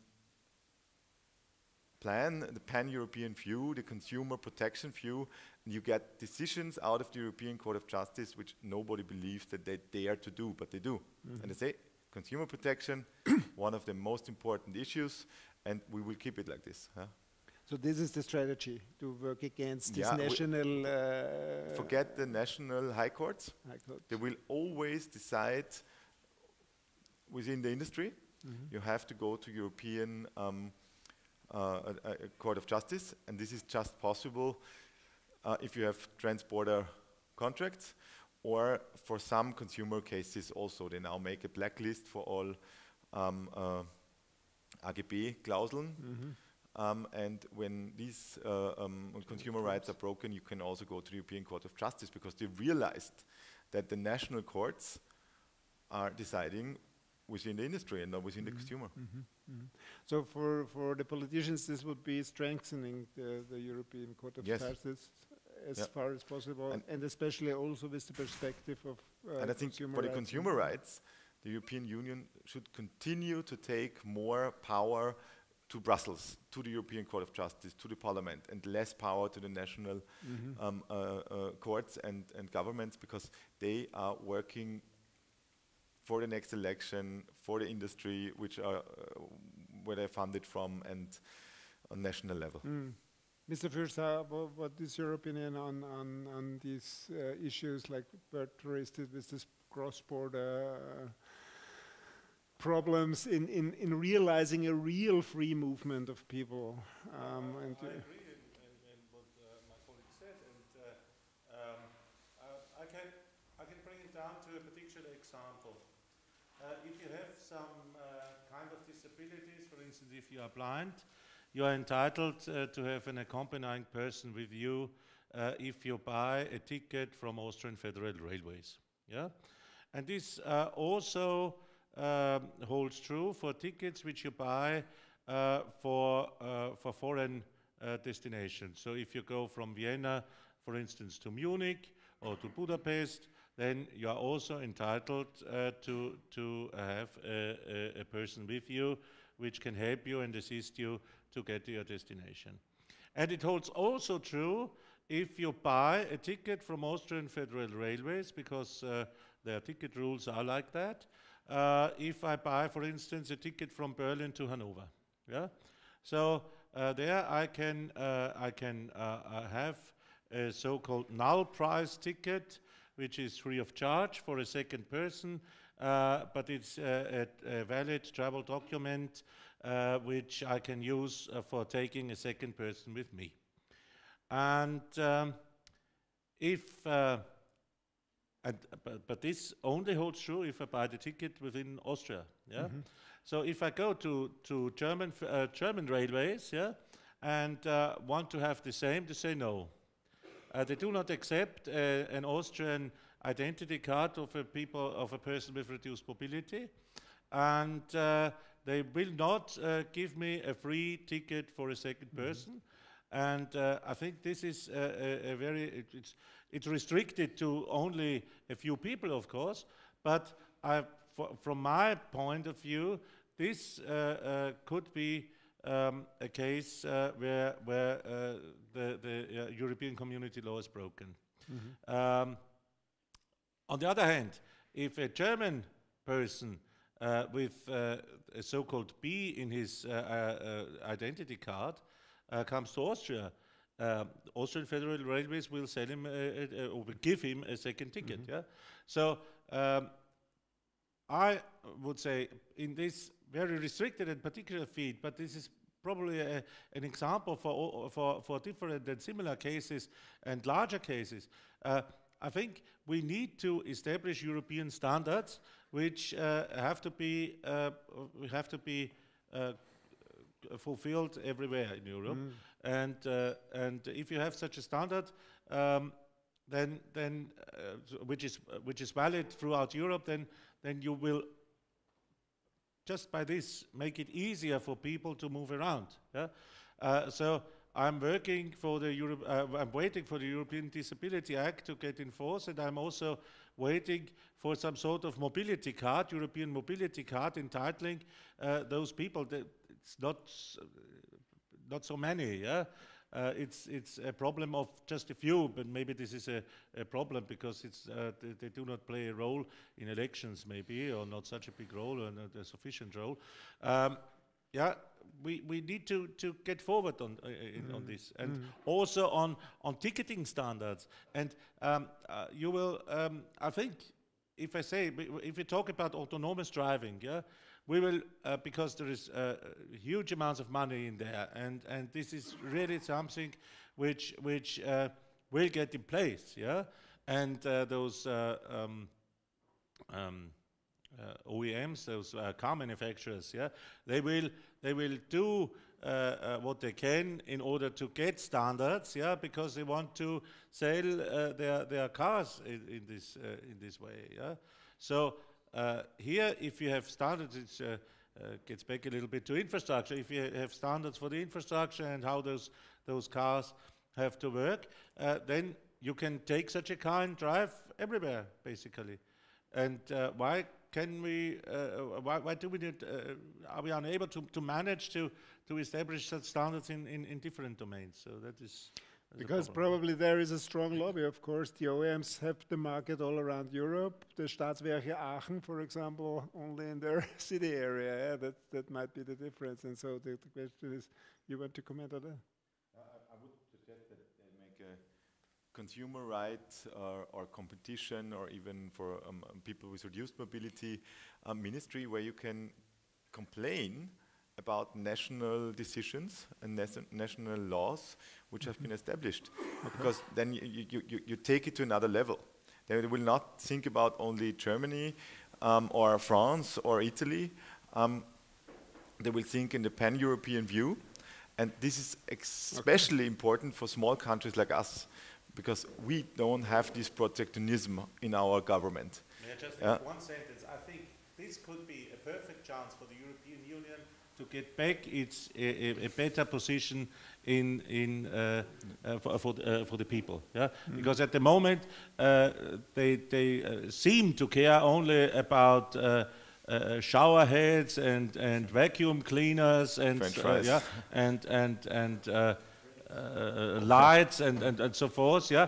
But all those legislation is in favor of the industry, and if the European Union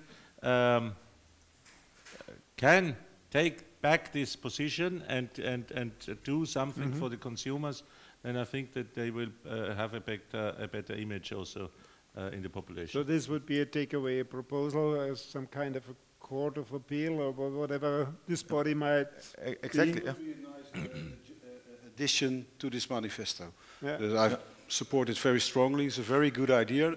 Whether it should be a ministry or just an opportunity to complain, that would be great. What it seems so far, a lot of people in Brussels and the European Union work for this pan-European view, but it's competition and consumer protection is, like we said before, very much the same. I think what the Commission did with Lufthansa this year, like they refused to take over Air Berlin for the consumer, was the perfect decision. Everybody in Austria says, oh, poor Niki, our last airline will be collapsing. Yes, but if it would happen, flight tickets would be 3 times as expensive as it's going to be now. Now it's coming Wizz Air, Ryanair, we have Laudamotion still, Vueling, Eurowings, and now Laudamotion, a couple of days, put out their prices. You can go to Palma now for 29 euros, the whole summer, every day. So this really increased competition and decreased prices, and you have a lot of suppliers now. The market is interesting again. Otherwise, when Niki went to Lufthansa, and it was a deal made completely by the German government. They kept the insolvency case in Berlin with Air Berlin, so nobody could interfere in Austria. They argued with Mr. Spohr that everything will this and here and there, and they just did it for a couple of, like the same amount, they put in the money for Air Berlin rescue, they want to get back from Lufthansa, and then you can take it.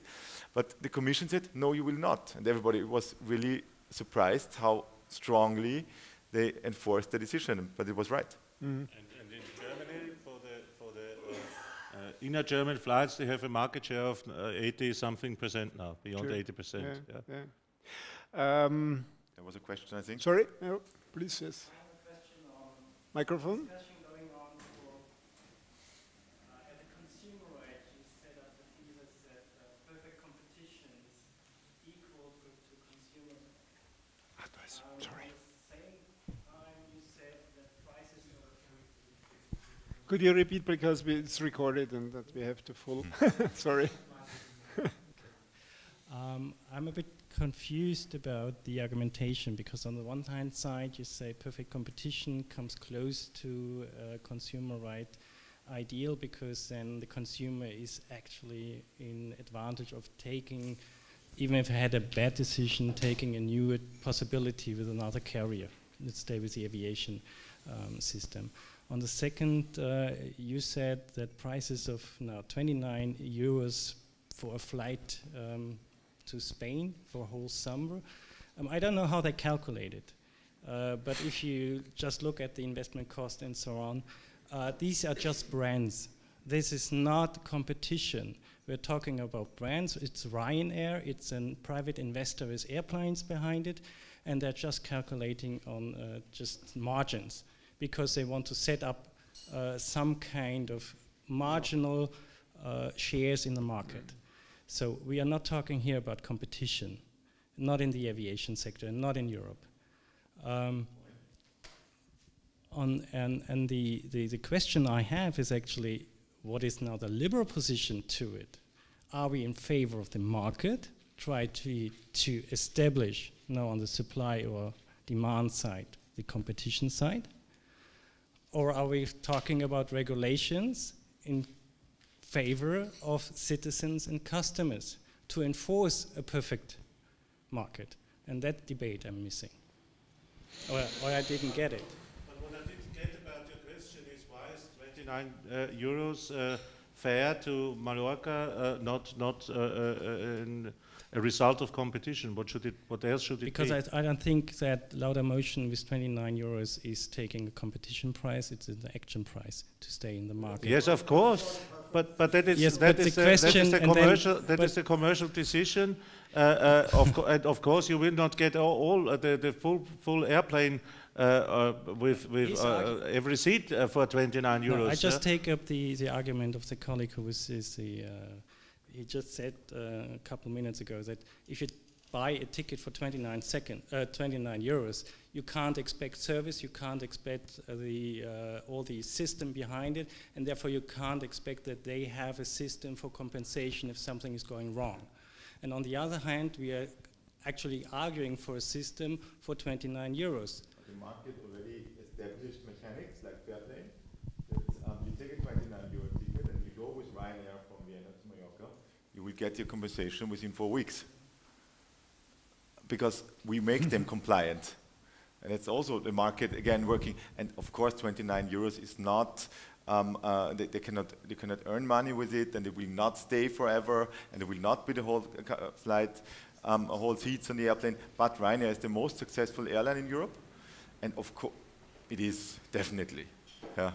Make huge profits. Yeah, the highest profit. One of the problems with those tariffs, of course, is that in comparison to the train, there is no value-added tax to the kerosene, and because of that, there is not a level playing field, and that should be dealt with. Of course. Yeah. But at the moment, in the area and the environment of tax and regulation, and if they are compliant, they're making good money. Of course, they have to get their market share in Austria now. And there's coming Vueling, there's coming Wizz Air, they will all make the same game. Like everybody, like Zalando, like Amazon, they get market share by selling things below their actual price. And as soon as they have a lot of customers, they raise prices again. But it's a private decision. And I do believe there is substantial competition in the airline sector, and we just got it back because of the decision from the Commission, European, that the Lufthansa will not take over Niki, because they have Eurowings again, and they are a monopoly. They would have been a monopoly in Austria, and that's. So I would say one important point you made already is, of course, one issue is what is going. There's one important point to add, namely transparency. Because if I have a ticket for 29 euros, it doesn't say automatically whether it includes a meal, it includes baggage, it includes the seating or something. And in many cases, you need to, so this is a sort of debundling which takes place. So Lufthansa started to offer airfares from Scandinavia to the US. With hand luggage only, and so they are cheaper at first sight. But if you have a suitcase with you, you will have to pay 50 euro extra or something. Yeah, and then the transparency issue has to be raised also. So this is also a chance for the European Union to help customers to keep their overview on the market. Yeah. And the question what I would have in mind is, of course, the impact on the other modes of transport. One thing is what is going on inside the airplane or system, and the other, of course, how does it affect rail transportation or other modes of transport? To create a level playing field, right. That's not there when you look to the aviation system. Yeah, True. Yeah, and that's not a huge challenge, of course. Yeah. To summarize and to come a perspective again also for the MIPs and the European Parliament, one final issue I would like to ask you is how about online markets, digitalization? Is that especially creating some specific problems? For example, if you take booking over internet platforms where you have intermediaries between the airplane, the companies, and how do you protect consumer rights in that area? Any other forms of the online marketplaces which we need to have in mind for special attention? Maybe my neighbors are more familiar to this topic, but there's one example I want to share with you when you raise this. That's about Airbnb. Airbnb is an international corporation, American corporation, earning money. And especially in Amsterdam, I'm sorry for this example, but especially in Amsterdam, there are so many tourists. And this is promoted also by Airbnb, of course, by the arrangements people can make. And lots of streets are just inhabited more or less permanently by foreign people just coming there for a few days. What is done, and this is also done in Barcelona and in New York, you can try and make a deal. I'm not sure whether this thing is working, but anyway, make a deal with companies like Airbnb to make sure that people behave when they are there, to make sure that the dwellings are not hotels, which means that there is a limit to the amount of nights that it can be well, how you say that, rented more or less to foreign visitors or to visitors in general. And these are all deals made over the internet. And Airbnb is just one example. So if you want to be in charge because you are, let's say, you want to keep a quality of life in your cities, and this is a pan-European problem, maybe even more than that. I mentioned Barcelona, New York, Amsterdam, and probably there are some more cities with a lot of tourists who have to deal with this problem. Then you see that deals with those kind of companies are necessary, and otherwise it will work against consumers in the end, because people are going to resist. People in Amsterdam are fed up with lots of tourists being there, going out, making noise, vomiting in the alleys, and they lose the feeling of a neighborhood.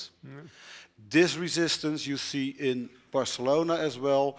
You already saw it in Venice, but I guess in Venice there is nothing to be done anymore. These kind of deals have to be made with those companies. Otherwise, these internet deals are working against society and against neighborhoods and the quality of life.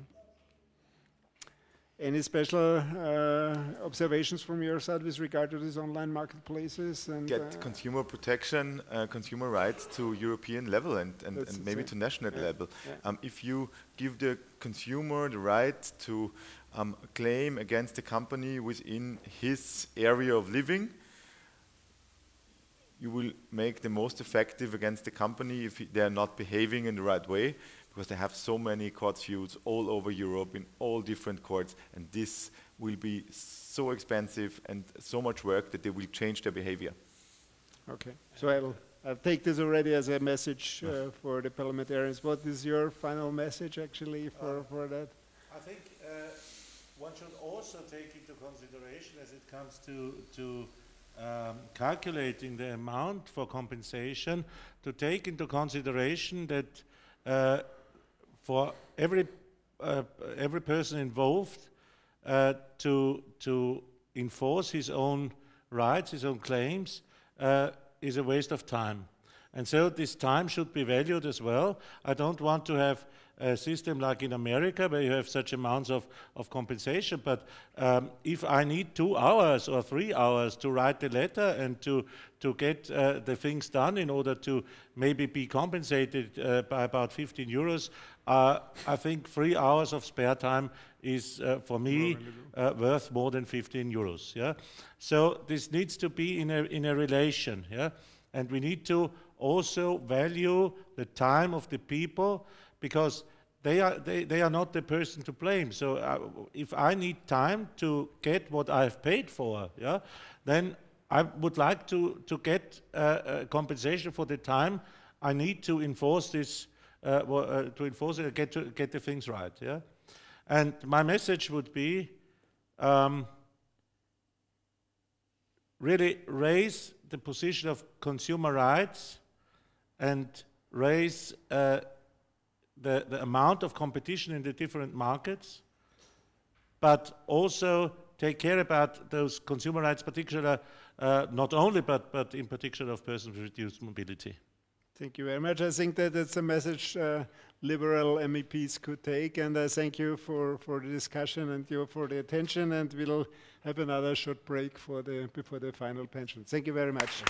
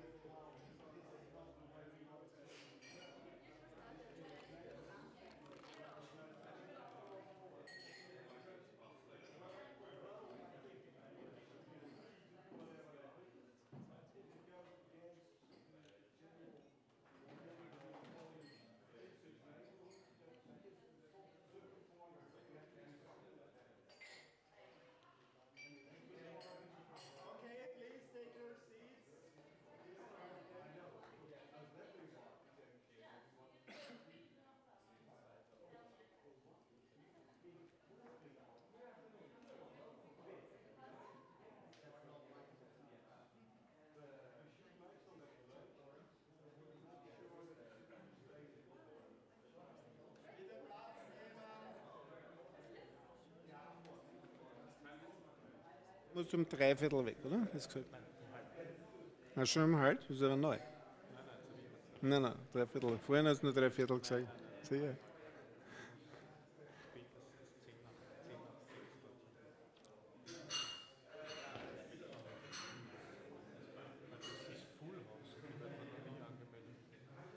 Okay.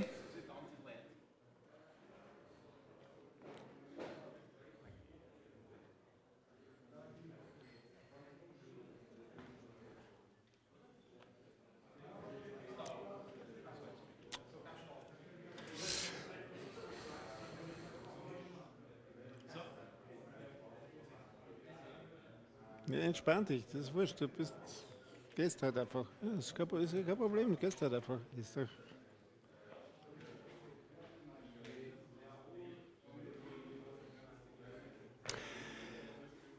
welcome back, everybody, to our last and final session.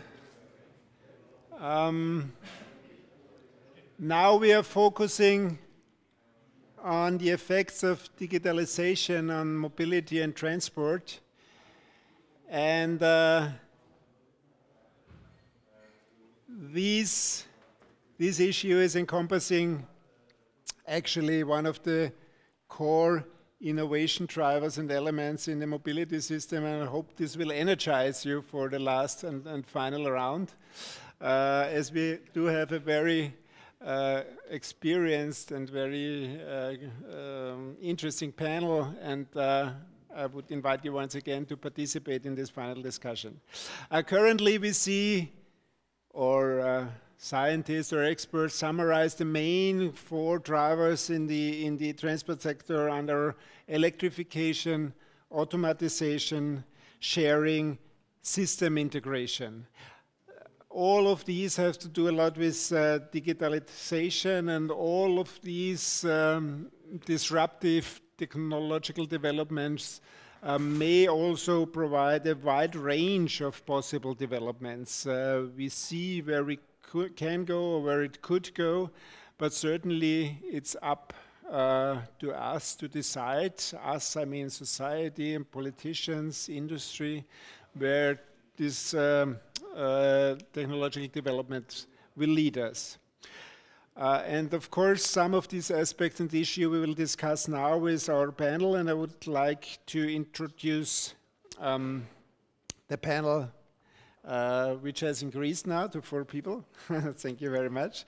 On your right side, from your point of view, I would like to introduce you Irene Riviera Andres, member of the Spanish Chamber of Deputies, which is the lower house of the Spanish parliament, so to say. Before, she was shortly member of the Andalusian parliament, but only for some months, you told me. Yeah? In the parliament, you're also a member of the Commission on Road Safety and Sustainable Mobility, so very deep in the issue. And of course, and I read you're also a helicopter pilot, that's right? So a special form of mobility. Yeah, welcome. Right, Stefan Blach-Fellner, currently managing director at the, that's a difficult name, Bertalan-Nafi Center for Study of System Science.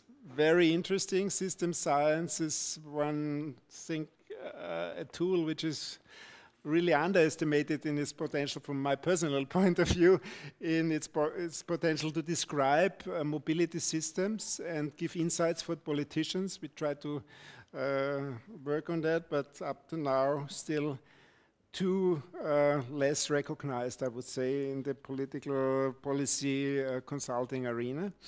But he has also international experience as an entrepreneur and business consultant, has been working with Fortune Top 100 companies all around, and public, private sector, public administration as well. Lauren, sitting here, Lauren Seporitano, studied policy and human development, has also extensive experience in the political arena. He told me EU policy, and he's now, very recently, and that's one reason he's sitting here, and which will give us interesting opportunities to discuss. EU public policy responsibility at Uber for 1 year, and before that he has been working 5 years as a policy advisor in the European Parliament, also covering transport and environmental issues, and also with EBRD for 1 year, also very important when it comes to investments. We have been discussing about that. On my right side, your left side, finally, Stefan Gara studied physics at the Technical University in Vienna and has a broad experience as an entrepreneur and consultants in the field of sustainable development, environmental management, and also in the future energy and mobility systems, where he's been working for many years, and then he changed to the political arena some months or years already ago. Since 2016, he is a member of the Vienna City Council for NEOS, and also, of course, concerned with this issue in his new engagement. Yeah. Let's start right into the discussion again. Please raise your hands. Let me see if you want to ask something or contribute something. Irene, we encounter a lot of changes in the transport system. There are really disrupting technological developments. What is, from your point of view, from your experience, working also in the political arena, what are the main trends of the future design of the mobility system, the transport system in Europe? How would you outline that? Well, first of all, I want to thank you to ALDE Party and also to NEOS Lab to this invitation, because I think the mobility is something that is really important and has to be in the agenda in Europe.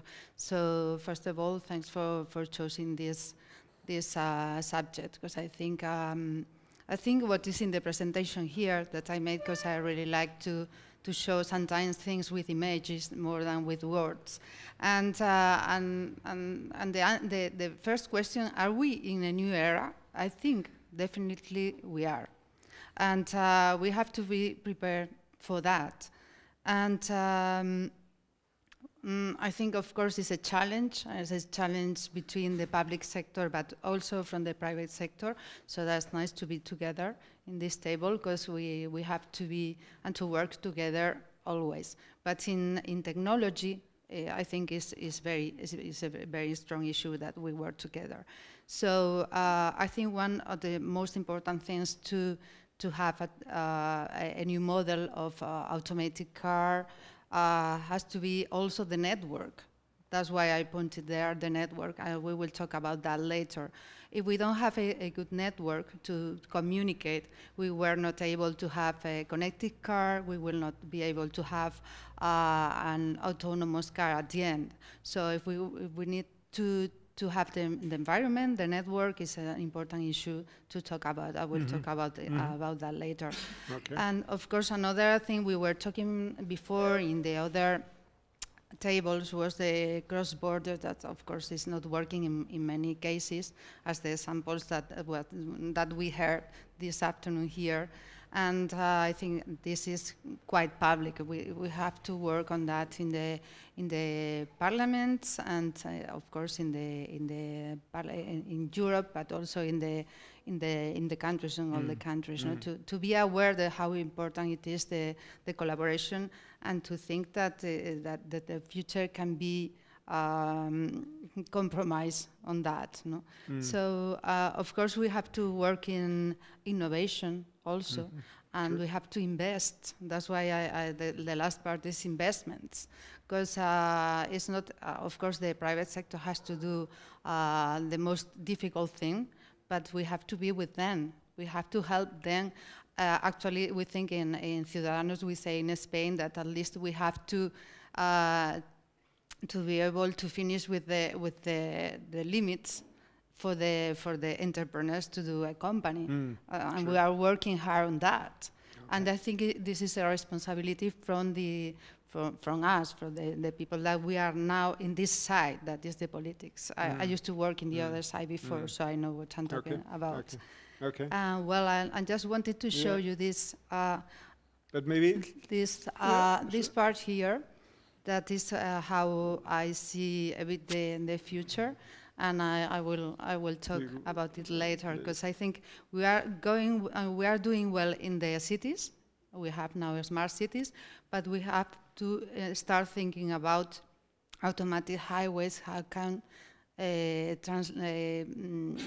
translate the model of the smart cities to the roads? And then, of course, I'm talking about global connection, internet connection, and to be able to have a smart planet where we will have autonomous cars and we will have technology in our life. I'm sure we are in a new era, and it's very excited. Okay, thank you.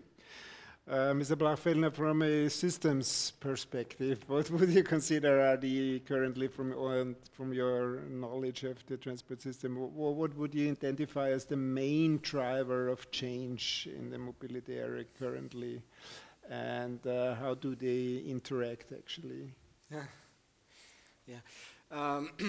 So may I add also to my persona yeah, sure. that I've been working the last 2 years as special advisor to the European Commissioner for Transport in this area. Thank you. Yeah, sure. And important. I know important. we couldn't say that in your program because otherwise I wouldn't be here as a private person, which I am, and I would have had to talk back to the Commission. Okay. But I can, of course, freely share my insights. Are there main driver? A main driver, I would not say so, but there are main drivers. The first thing, and I hope I can repeat it after our discussion again, is also from a systems perspective, and gladly it's not underestimated. It was the main part of my work, bringing in the systems perspective to the advisor position. Don't think about infrastructure anymore. Don't think about finance sectors anymore. Don't think about mobility nodes anymore. Think about two things. One is people, and the other one is process. And I think these are the two main drivers. One is we have a change in people's lifestyles and behaviors through digitalization, through cities becoming the main nodes of living and in innovation and so on and so forth. But people and their needs are the main drivers first. If we don't have that, even the greatest business models, the greatest political whatever visions you can bring will not work.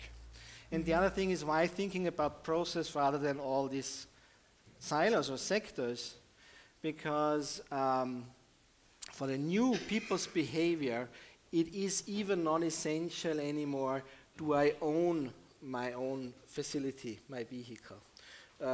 Is it owned by a public authority or is it owned by a private company? The question of process is how do I get from A to B? How can I get my goods from A to B? So both people and also goods transport. And what is very interesting about the process view is then that there is even not a distinction between people and goods anymore. Even Uber, may I go to your business model? They are now combining and you've started with people's transport, mainly focusing on people's transport, make that convenient. But now you are going into the goods transport, and you do not distinguish between those two, from my external point of view, because you're just utilizing underutilized infrastructure. So that is a second. What comes then, and this is more a challenge, is from a digital point of view, and digitalization will be then the process innovator. We get a new sight on the transport arena, and that is data. And when it comes to data, I can also now refer to you again. It is not only a question, do I transport goods or do I transport people, but what data do I get now from this mobility? And can I utilize and underutilize data? Meaning, is there the next business model to understand human behavior, which is mainly based on mobility? And this is the greatest challenge we have then. But this will be also the data economy, which is only a result from people's behavior and process. That will be the leverage. Sure, right, yeah. And other players are coming in also, which you wouldn't consider on the first hand to be mobility providers like Airbnb. They have data on the mobility behavior of people, and they could play, of course, an important role in the future as well. Yeah? Stefan, from the perspective of cities, smart cities has already been said, doing well? Question mark? With regard to, from the city perspective, what? Because there's nails. If you take these main areas of development like automatization, electrification, sharing economy, using instead of ownership, where would you say are the main areas to focus on? Okay. I'd like to follow up a little bit on your systems analysis. I think what we see here is not only this technological breakthrough, but more or less it's a change of the systems in terms from centralized systems, the old people in power, to the decentralized systems. And moreover, the decentralized systems work out as that the intelligence of the system is not in the center anymore, but it's at the end, it's at the edge of the system. Yeah? That means, like for autonomous cars, the intelligence is not some operator somewhere, the intelligence is in the car, which is a totally different system we had in the future. And of course, this has also a big challenge in terms of policymakers. And especially the case of Uber, and compared to the taxi drivers, is a big discussion. We had like a big demonstration last week. I was in Vienna, like we do have it in many, many, many cities. And I think it's interesting to see why, because I believe the why is because there are different regulations applied to different business models. That's the key problem. It's not about Uber, it's not about the taxi drivers, because the taxi drivers have to oblige to certain very strict rules, whereas Uber drivers, they don't. And this is like this mismatch we have actually in our policy system, and that's one of the key importance for policymakers to say, okay, how can we deal in the future?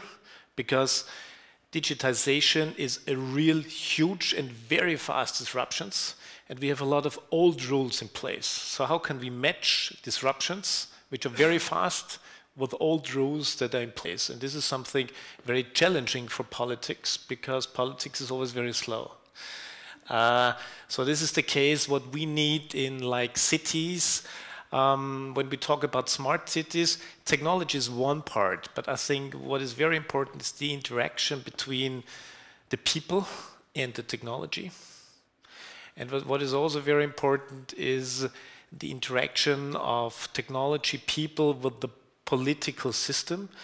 And what we need is this kind of laboratories where we test new kind of technologies. Yeah? Because the old way we did it, we made some legislation, then we plucked it out, and then according to the legislation, taxi drivers should do their business, drive somebody from A to B. This doesn't work out in the future anymore. So what we need is, before we do some legislation, we need test beds, laboratories to test the interaction of new technologies. And only after that, when we realize, have a good monitor, after that we can do, okay, what kind of new rules are necessary? The typical political system nowadays is putting a lot of more legislation on the old legislation. Yeah? So there's no match anymore. It's a total mismatch between old and new legislation. And we really have to tear down actually these old kind of legislations that are not necessary anymore, because it was kind of the old world, and put in place new kind of rules. But before that, we need these test beds. And I think the case of Uber, we should learn a lot from the case of Uber. Not just say this is good or bad, but we can really learn a lot from Uber. We can learn a lot from Airbnb. I think this is a good playing ground for politicians to understand the new kind of mechanisms. Unfortunately, most politicians just say, okay, just put a new legislation in place without thinking how the digitization, how new mobility is changing the system. I think this is very important, and it's very difficult for politicians.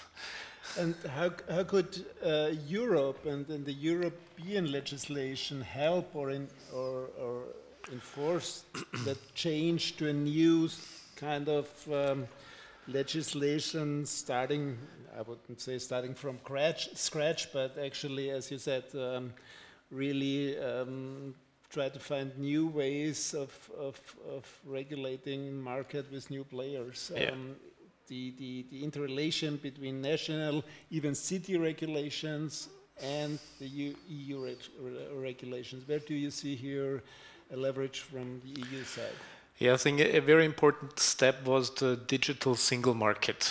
Yeah? I mean, just imagine how long it took until we had no roaming fees anymore. Yeah? Just imagine, yeah? Because I mean, that's the basic infrastructure, as you mentioned it here, with like 3G, 4G, or then 5G, because this costs a lot of money. Yeah? So this like at the border, it's disruptive because it costs a lot of money to apply this new kind of technology. So I think digital single market was really key. And the logic of the digital single market should be applied to a logic of the mobility single market issue. Yeah? Same thing applies, because there are the burdens and the challenges. We had the discussion before with, which I think was really interesting in terms of the trains. Yeah? So really stopping at the border, different legislation, different countries. I think that's very vivid. Yeah, but in case of this new mobility system, it requires a decentralized logic and understanding. Actually, in my belief, it could really foster the Europe of regions, yeah? Because the problem here are the national borders. Yeah? It's not so much the reason, because I see a lot of cities working together, having the same tickets. You can, for example, drive on the public transport in Vienna with the same ticket. You could more easily drive on the public transport, for example, in Paris. I think between the mayors, it would be much easier to have a common playing field. The big problem are more the nations. Yeah? So in this case, to foster this kind of new disruptions, a Europe of cities and communities should be fostered, a Europe of regions, actually, because the Europe of nations is actually really one of the biggest obstacles I anticipate. Uber as a role model for many things, of course. There are a lot of questions. Data is one issue. Uber is a big data owning company, maybe the biggest asset Uber has, probably. How do you see that, actually? Regulation is another issue. You told me already in the break that, of course, you are really enforcing regulation to some extent. You want to have clarity. On the other hand, level playing field is one term which we heard very often in this afternoon already between the new players. Uber is not a traditional player, so I don't know only how many years I saw Uber on the market. Very recently. So, how about your point? How about your perspectives on that? First of all, to start with, I think I agree with everything that has been said. I think the main driver of technology has really allowed to especially when it comes to I want to go from A to B, has allowed to better make use of the capacity of underused vehicles, not only in the transport sector, but also for Airbnb and so forth. So technology can really help as a layer to make resources more efficient. But I think taking a step back, I think we have to make a differentiation where we came from. So while in the US we still operate the peer-to-peer model, so that was the initial idea of people having a car, using this car in order to transport other people. Obviously, when they can prove that they have a driver license, when there's insurance in place, and that the car is road worthy.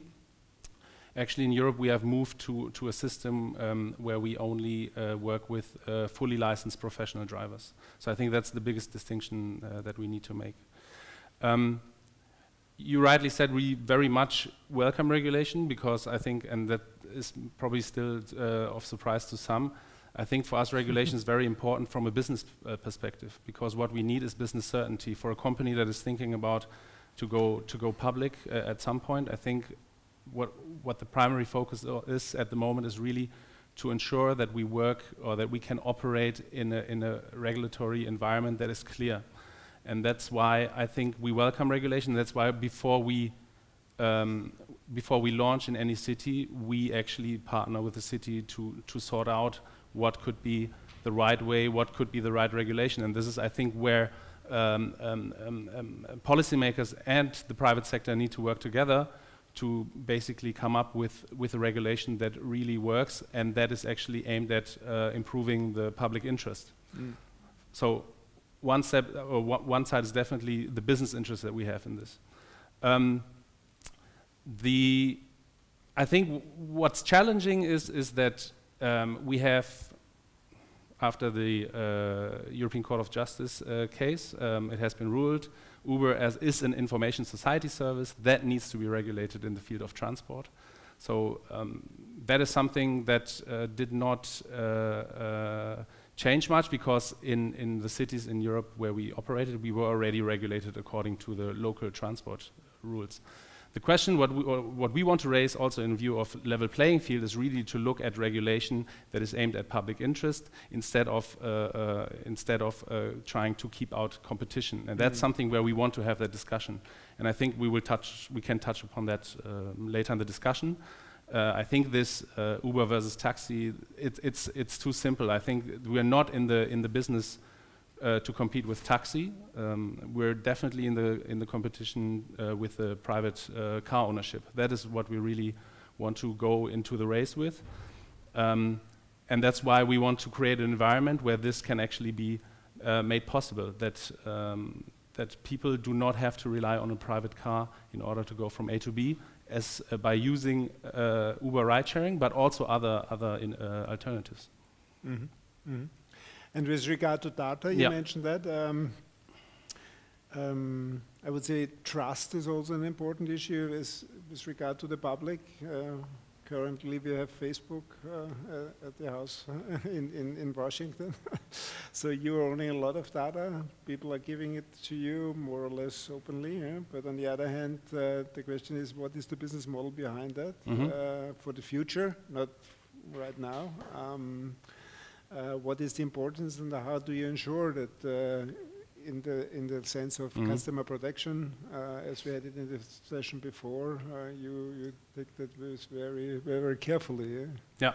I think at the end of the day, and that's what we see with the Facebook case now, is really it's in the company's interest to make sure that the data protection is fulfilled. I think we have strong regulation coming in place in Europe with the GDPR. So I think that's a strong step, and I think this is where the European Union also shows its added value, or can prove its added value. You would never have guessed that at some point American lawmakers would have looked at Europe and say, hey, that's actually something very interesting. Like 10 years ago, we would have probably said, like, that's not possible, but you really see Europe can become the standard of data protection. When it comes to the data that we use, I think it has to be made clear that we're basically in the business of mobility. So we're not a company that is selling commercials, that is not selling you a pizza because you are driving by the pizza place several times per week. Not now, but maybe in the future. For us, it's really what we... No, we're really focusing... I think we have a lot at hand that we're really focusing on our mobility options. What we do, though, is that we basically, in order to really show that data can actually be something of added value, we're trying to give that back to the cities and the regions. So we recently launched a project that is called Uber Movement. That's a website where city planners and policymakers can log in, and based on anonymized Uber data, they can actually measure the traffic flow in different cities. So what we basically say is the data that is being collected, we can actually give it back to the city in order to make the best use of it. For example, I see that between 4 and 5 on a Thursday afternoon, there's always a traffic jam at a certain intersection. Now you can actually have a look why that is or why that may be and what kind of measures you can take, for example, by programming the traffic light system a little bit more intelligently, or by removing certain access to roads, or by fostering pedestrian zones, for example. So this is how we think we can actually, the data that we collect anonymously, that we can actually give it back right away to the city so they can make the best use of it. Okay. You said you're challenging not the taxis, but the auto, the car drivers, or yeah, car ownership. Car ownership and private cars, right? Yeah. But the new developments are also challenging other areas of transport. The German Association of Public Transport Operators has published a position paper on autonomous cars, very clearly saying maybe they will kill us if we don't adapt in the right way. So my question is, what are the challenges, especially also for the public transport systems,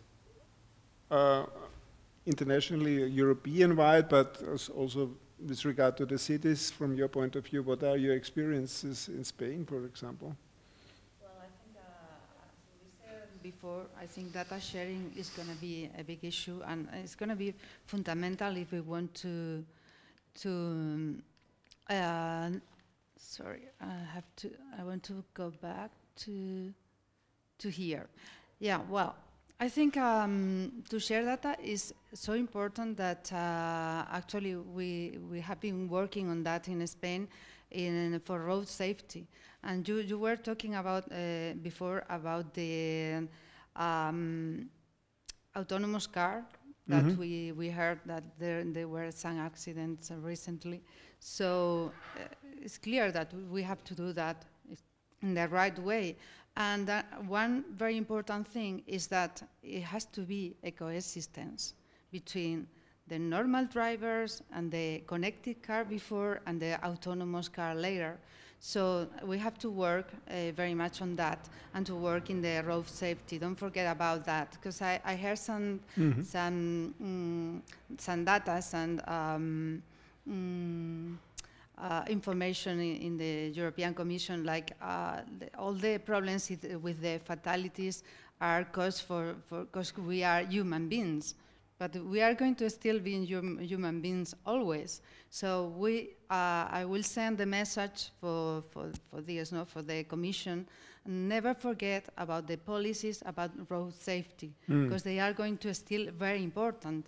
What I mean is that when we have the autonomous car, this doesn't mean that the accidents will finish. Yeah, and we have to deal with the coexistence between the driver that he wants to still driving in the traditional way and the one that wants to drive in an automated way. Yeah. That's why I said, as I said before, it's important the second step talk about automated highways.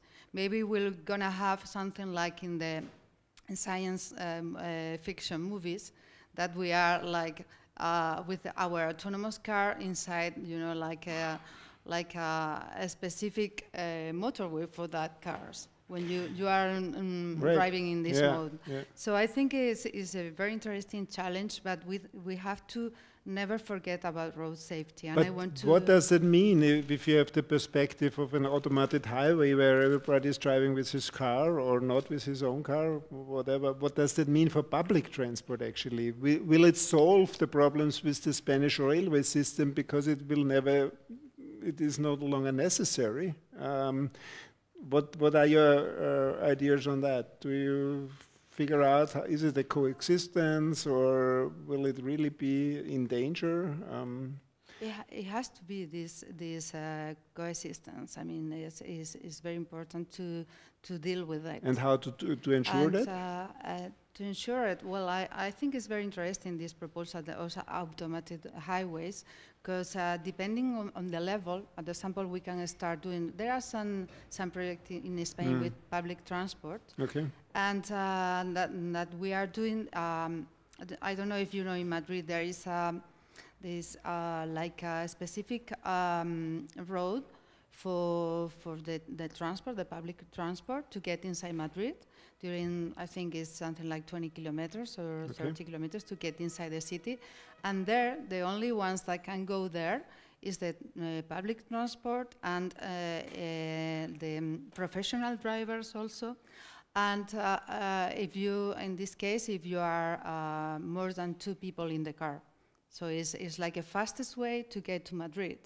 So I think this is like an idea that we can launch here. Okay. Because maybe we can use that for the autonomous car. Why not?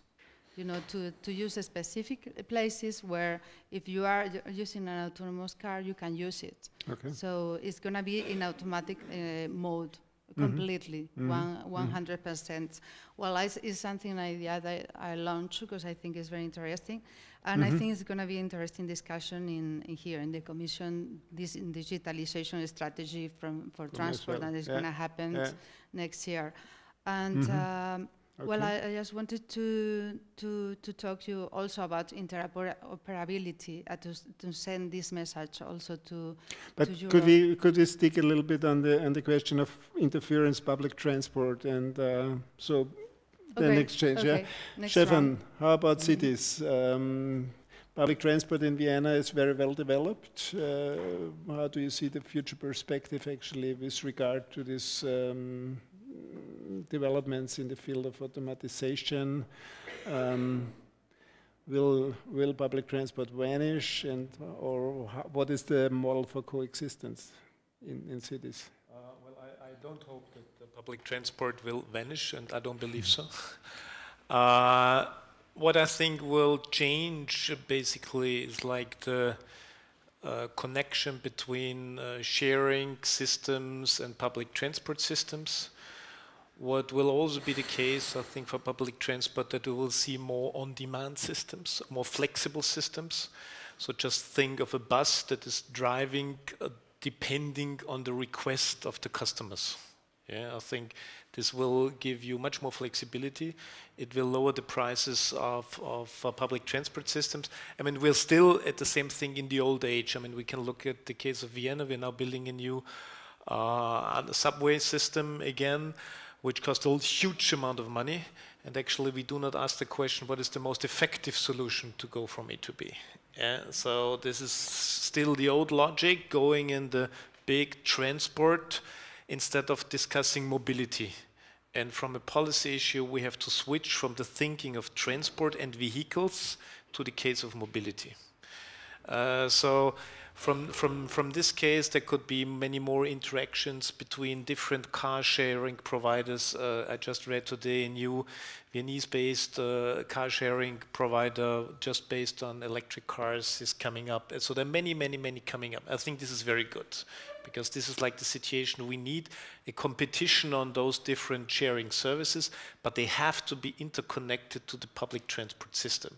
So when we go to data, I think what is important to think is what we need is kind of a backbone, an information layer, and this is actually part of city government, city rules, policy rules, which give defined APIs to the different service providers. Yeah, so there's competition on the level of the service providers, but we have to assure open access.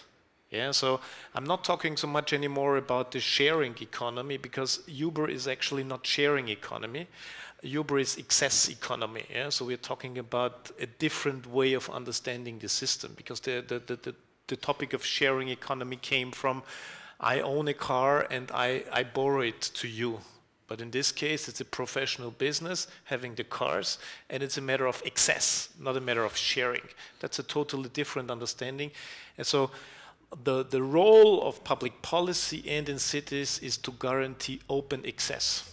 Yeah, because then we have like a basis layer we can take care in terms of data protection, and on the other hand, we give the opportunity for competition. And from the European perspective, as our focus today is Europe, the European Parliament, what would you say?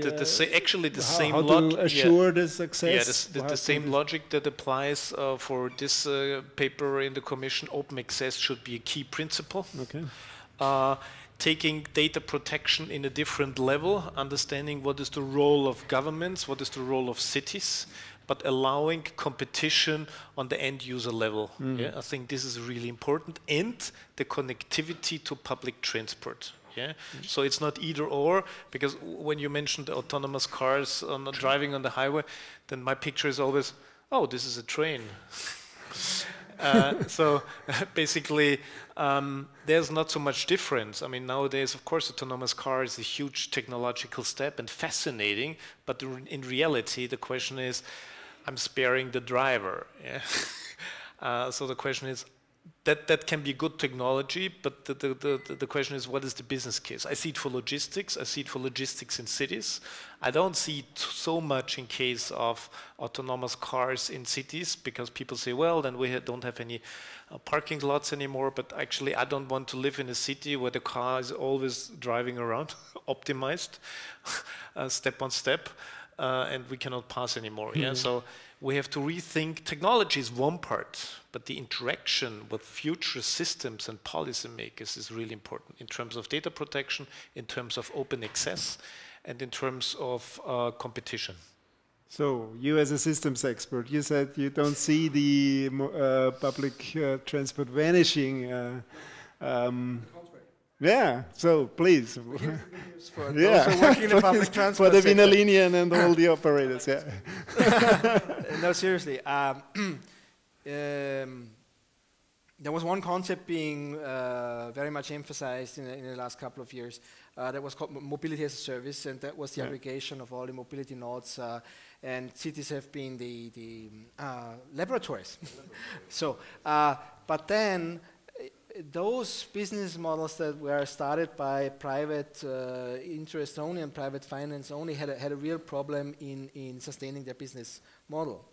Those business models that are based on public transport authorities or companies, which are nowadays not really only publicly owned, one must say. So in many cities it is a public-private partnership already, but there is, from a systems point of view, a wonderful leverage, and that is public transport is the network and node itself for connecting all other modes of transport.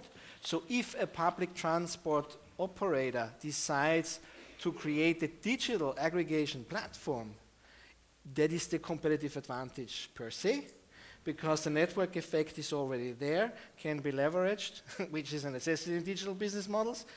And then the public transport gets a new meaning, actually.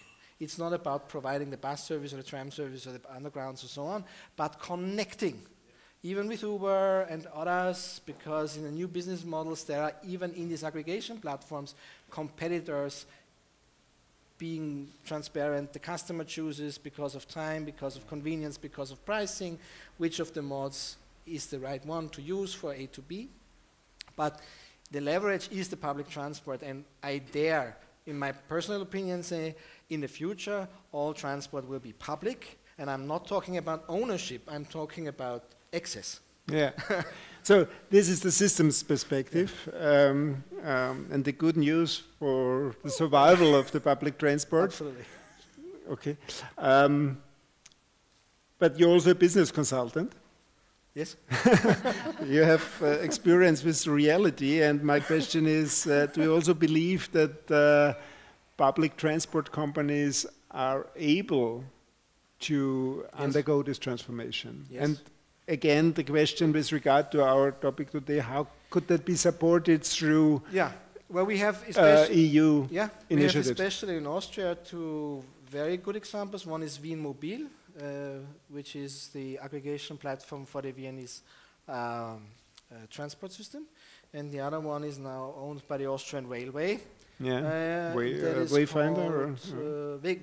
Wayfinder, Pathfinder. And these are examples that have been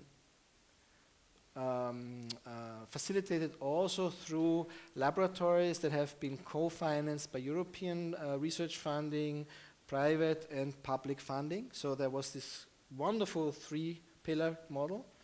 And only after the business model has been tested, they went actually into a real operating business venture. Then there was private money also included. Don't remember the company, but I knew it. Yeah. We know this project. Yeah. We designed it. Yeah. Yeah.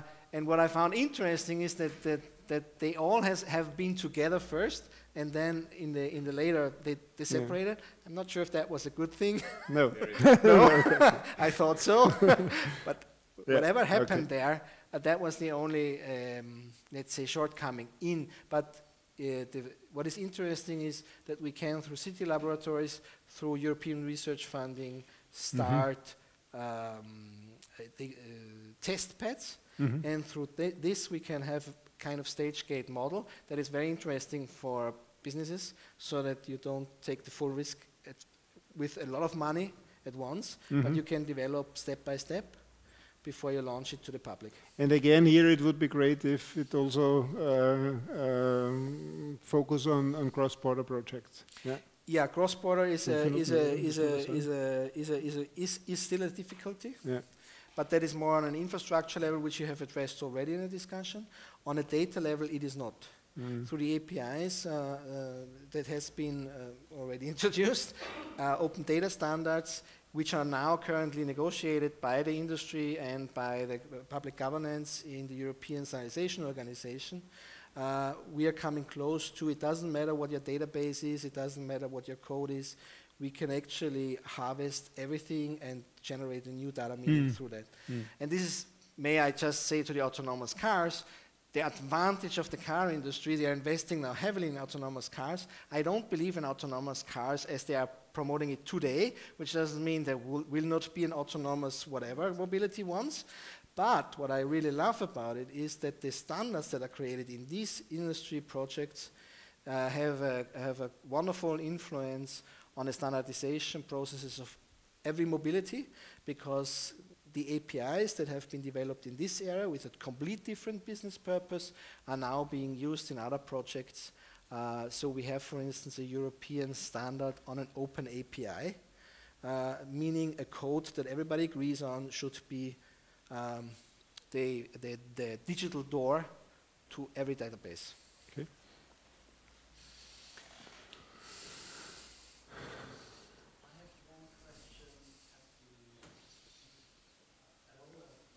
I agree on the discussions on what Uber is, about Airbnb, that the access points are defined newly, that we are going into a process-orientated economy, which is not based on a price system anymore. The new price is data collection and data transfer. I agree to that totally. But the one question I have is, I already hear smart cities, I hear automated driving, I hear that. I never hear, and that's a wish actually to the European level, about the smart regions, rural areas. A lot of SMEs, especially in Germany, Austria, Luxembourg, France, are in a rural area, which are not yet included in all these strategies, which are clear for these cities, because there you have a mass of people. It's very cheap to put up infrastructure even. But what about the regions? What about the rural area where actually the economy is doing? Because what happens actually when you go with Uber at the border of Vienna? We have the same question we had in the last plenum. They stop more or less. And there again, we have this discussion about where you have good connected places with good digital infrastructure, where they also have the capacity of transporting the required data amounts.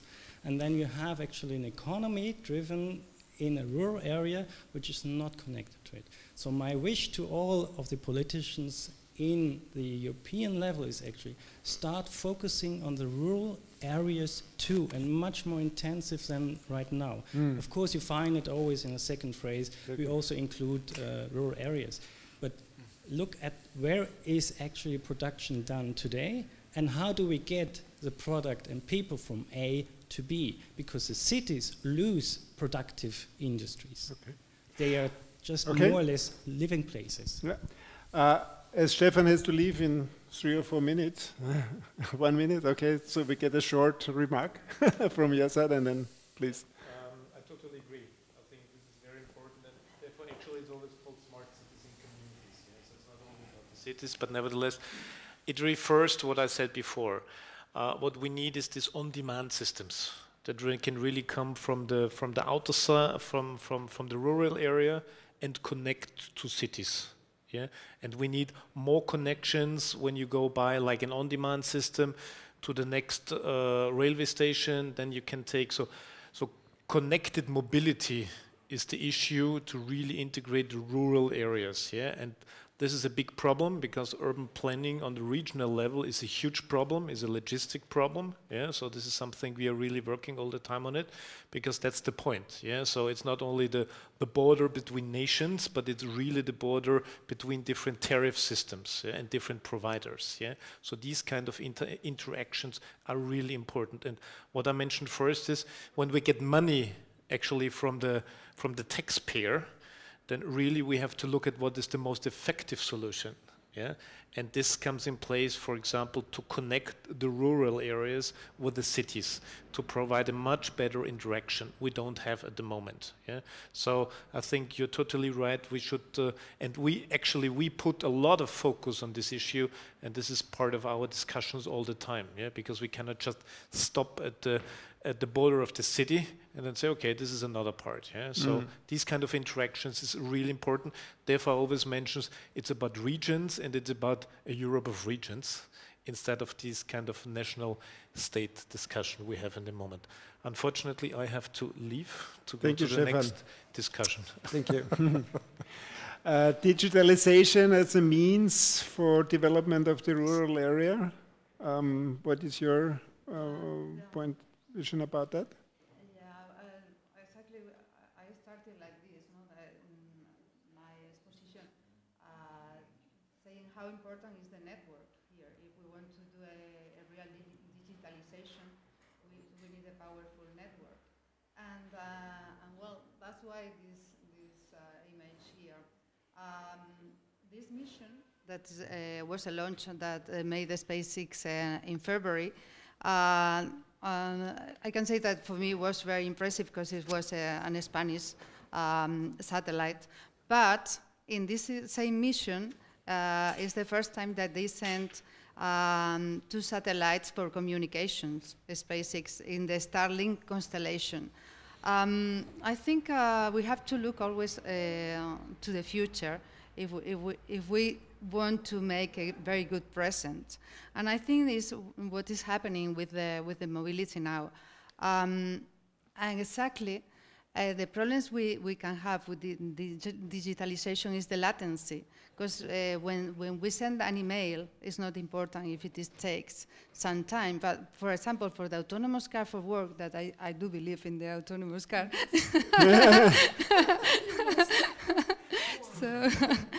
So I think it's very important.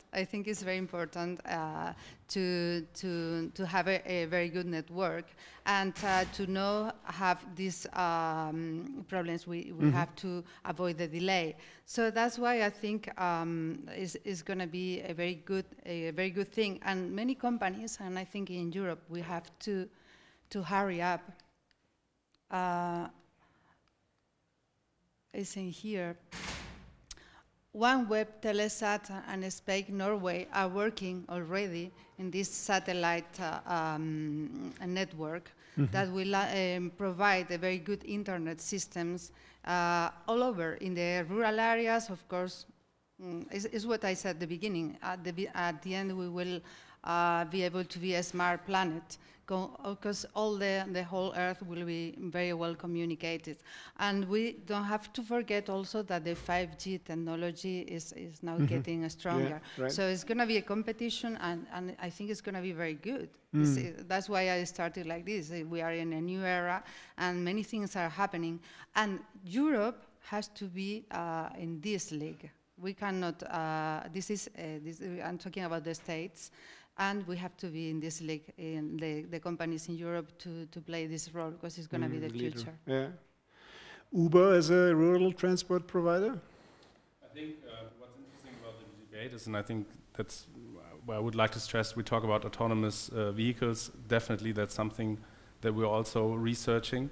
Rural areas, it's a valid point as well, but I think we actually haven't really solved it for the cities yet. So even where we have densely populated areas and where we have all the prerequisites in order to make this happen and make it smooth, I think this is where we are still struggling. And again, there we need to really look at how can we come up with a regulatory framework, not only for ride sharing, but also for, I mean, bike sharing. Now we see bicycles, dockless bicycles everywhere. How can we put them in a place where they make the most use, so that people who do not own a car anymore can actually have access in the most efficient way, and in a way that it does not obstruct any other public places and so forth. And I think very shortly on public transport, I think there is an opportunity, because what we see is, for example, in Brussels, London and Paris, 30% of all Uber rides, Uber trips, they start or stop at a metro or train station.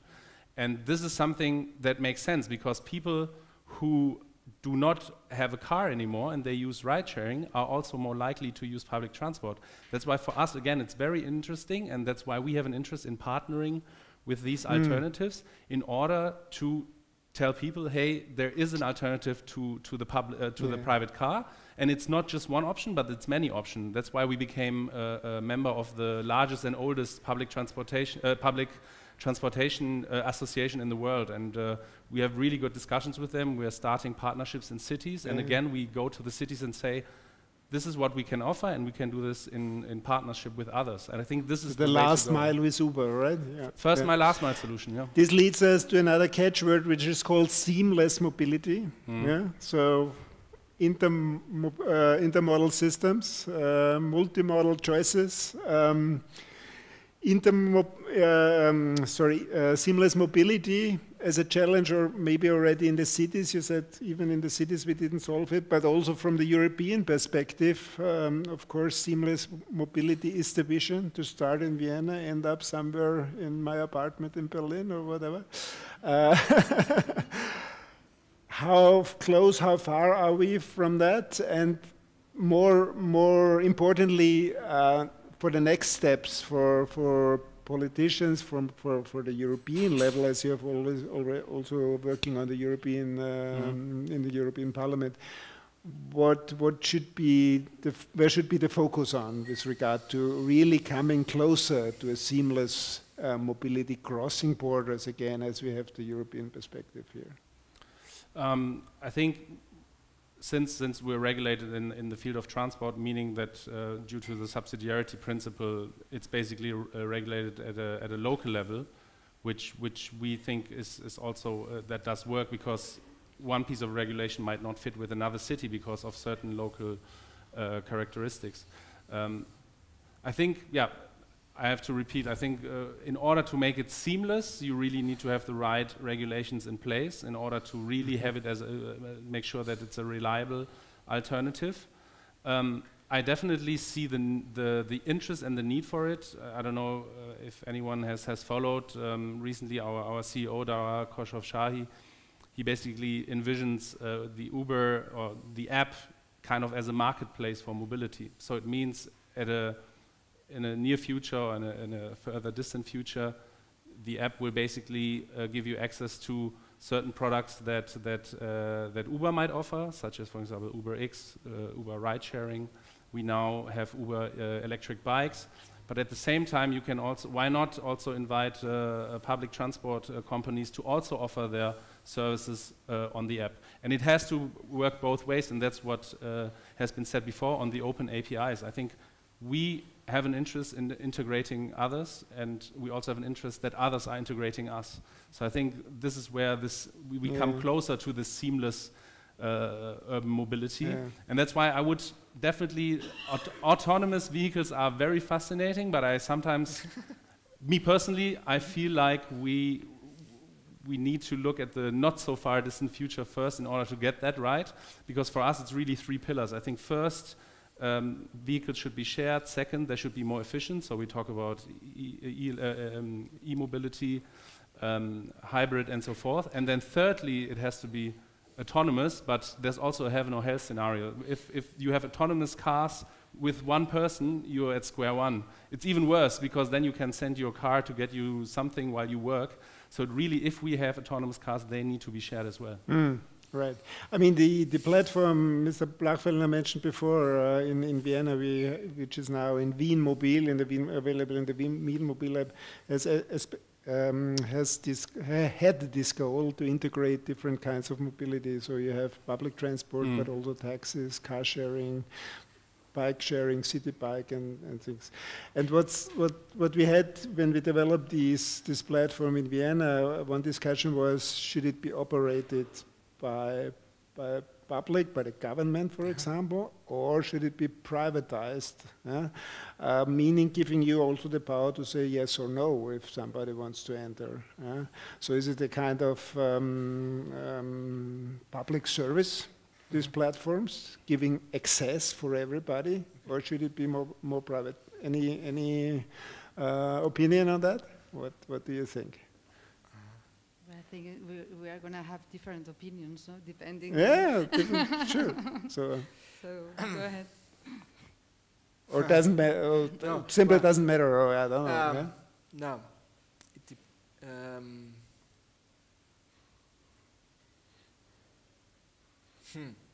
First, I do think that there will be not only one platform per region or city. I guess there will be several. They will have different mixes of services. And I guess the average user will have 2 to 3 different of these platforms on whatever our interfaces will be at that time. Let's call it a mobile phone. We don't know. But I think that this competition is essential for innovation. Not only for the pricing, but mainly for the innovation. Yeah. I do believe that also in the future, it is not a question if it is only privatized or only public, because I think there are some prejudices the one or the other favors as positive or negative in this question. For instance, one of the prejudices we see today is a transport system is publicly owned if somebody thinks there is not enough cash flow. This is one of the prejudices, right? Because then the government says, but it is our duty that every citizen, may they be in a region where the traffic density is not as high, thus cash flow is low, has the right of mobility. So we do it as a public subsidized business, right? Then there is the other prejudice that says wherever there is cash flow, private investors come in and with their own interests. Just one example. Do you think that Deutsche Bahn, who is not here today, but is one of the largest aggregators now in Europe, we've heard a little bit of them, is it public or private owned? Huh? Both?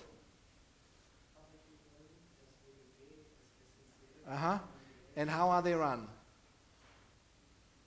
Like a private company. Like a private company. Like a private company. And the last CEO, as far as I know, I don't know if we are broadcast, needed to change because he didn't fulfill the expectation of the main shareholder. Okay? Profit. So profit. Yeah. Okay. So is there really a question about public and privately owned? I think each business model needs to be viable. Otherwise, we can't service people. Okay? The question is, how do we get this viability? Through customers only, through a mixed model of subsidies and customers' value,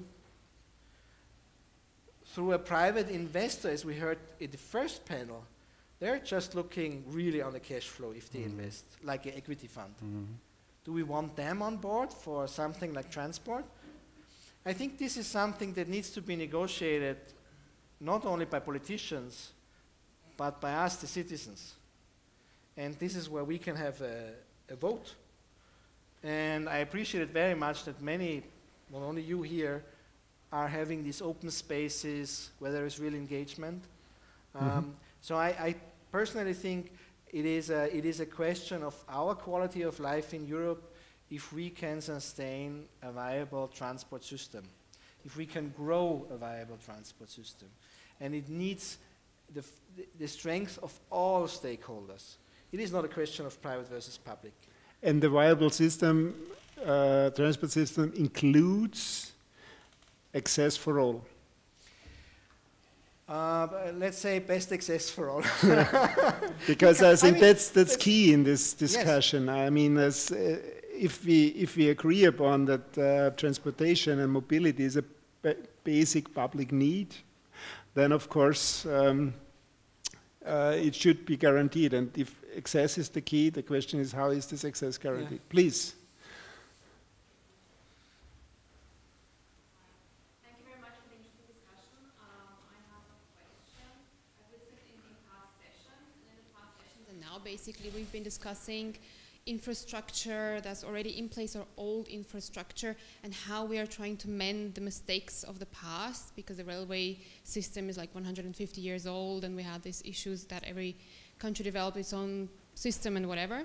But we have like new infrastructure and also new ways of mobility coming in that we already see now in the future. I'll just give like 2 examples. One would be like the drones. So probably everything will be delivered by drones in future. Drones require new infrastructure, flight rights, where can they land, how should they be built, and whatever.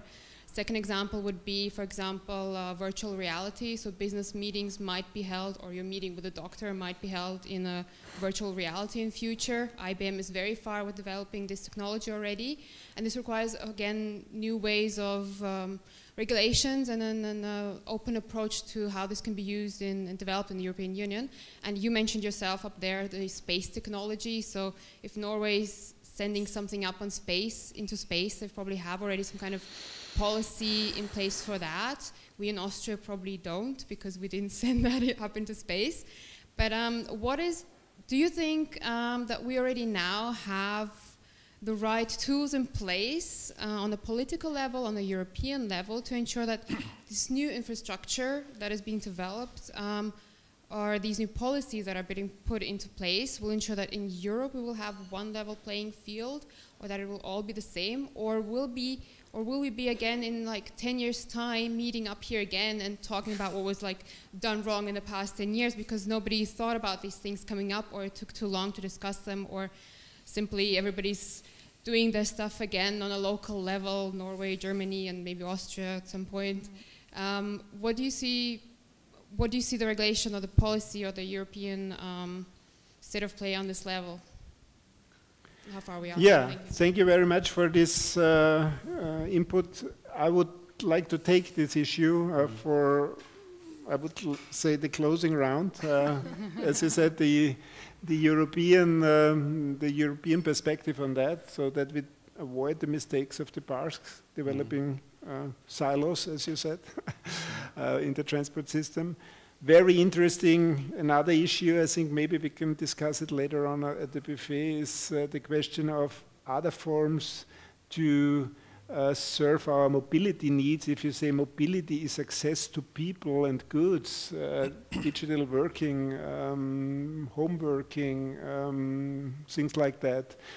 These are maybe the main leverages in the future to really reduce the amount of people and goods to be transported, because only improving the transport system will not solve our problems. Yeah? So, to sum up, what to do on the, as in all the panels at the end, what are your messages to the parliamentarians, to the members of parliament? What can be done with regard to the future mobility infrastructure to avoid that it's again separated nationally, technologically? How do we integrate, and digitalization might be the means? How can we secure the integration of the systems in the future? Whatever was. Would you like to start? Okay. We give you the final word then. Sure. Thanks. I think it's a bit of a tricky situation because obviously mobility is regulated at the local level, And we really see that there is still a challenge for regions and cities to find regulation that actually creates that level playing field, including all actors. However, I think the political momentum is quite right, because we now see, for example, Estonia and Finland that have passed very reasonable legislation. And I'm not saying reasonable because it makes it easier for us, because obviously taxi drivers do have an argument to say, like, why do we have these kind of regulation? Why do they don't? Obviously, at the end of the day, we need clear, transparent regulation. And in the example of Estonia and Finland, for example, everyone basically has to adhere to the same type of regulation. What they look at is basically design that regulation according to public interest, which is what matters at the end, like road safety, accessibility, and so forth, and not like, for example, license caps where you only have a certain amount of drivers on the road. So I think what for my personal wish would be for EU policymakers who still have a role in this to really look at best practices that are happening at the moment, and to not apply them one-to-one to other countries or cities, but to take them into consideration, to develop a kind of toolbox where you can say, where you can see, okay, this is how one could approach the issue. And that's something that I think national, local, and EU policymakers can definitely play a role in. And then, but that's a more specific challenge, is that we do have regulation in Brussels that does affect us, that the platform regulation, which is interesting because just now we were told that you are an information society service, has to be regulated in the field of transport. There's another layer now with the platform regulation, which can actually overlap with transport regulation, and this is where we find a complex situation that we need to find a solution for. So I think for policymakers to really look at both layers and to see how one can best solve that, that would be my wish, basically. Yeah. Policymakers also may work in silos, of course. What's your what is your message to politicians with regard to the future design of our transport system? Well, you already gave me the key word. Get rid of your silos. The thing is, I think that in my experience, the last 2 years also, I want to give a reply to your question. I don't think that anybody made any mistakes in the last 10 to 15 years. And we will make mistakes, maybe for the next generations. What I mean with no mistakes and we make mistakes is we can only operate in the knowledge we have today. Okay, we can't have any foresight that gives us a clue.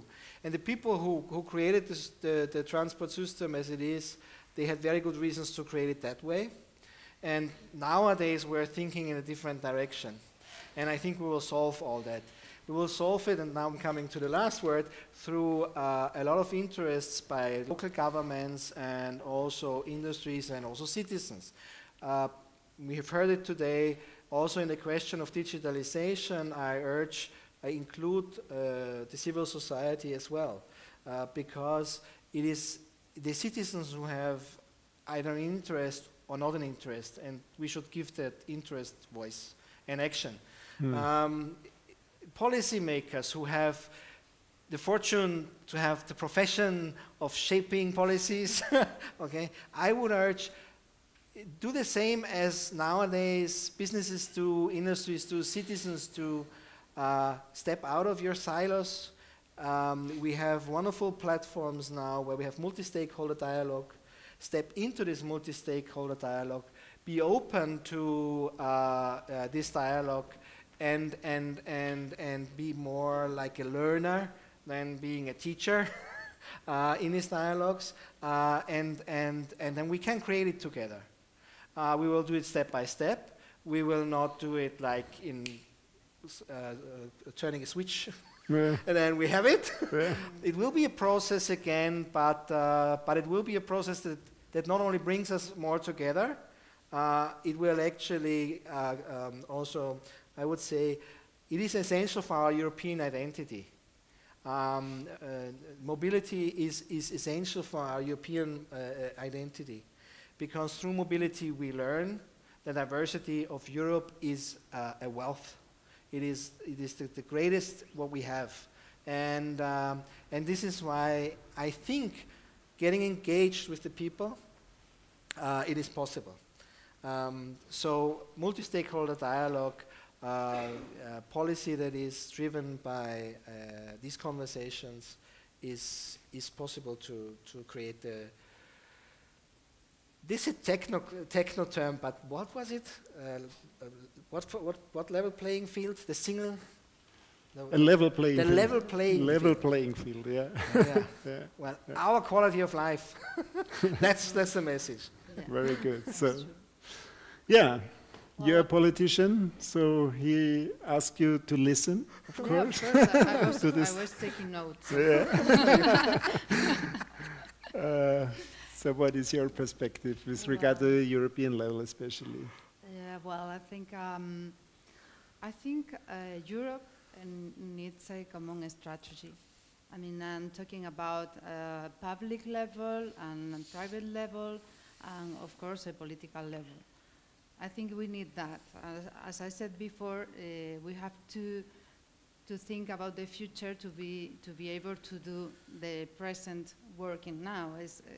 Otherwise, it's going to happen what you said before in your question, that we are going to be working in different directions, and I think we have now a very good opportunity to work all together.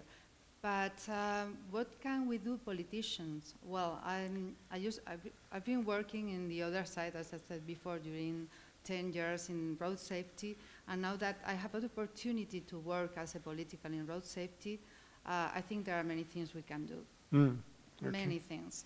And but as I said at the beginning, we need a strategy. I think we should bet for innovation. I think in Europe we are able to do that, and I think we have to change also our mentality and start thinking we are one nation. I think now that I am here with you, I don't feel strange in Vienna. I feel really comfortable. Great to hear. Spain, so what I mean is that I'm sure we can do that. You know, we can work all together, the Europeans, and be a real nation at the end, and also to be proud of what we got. No? So I think this is the first thing we have to learn. That, as you said before, if the Norwegians are sending a satellite, of course we are going to use it, all of us. No? So I think we have to start thinking that we are working together.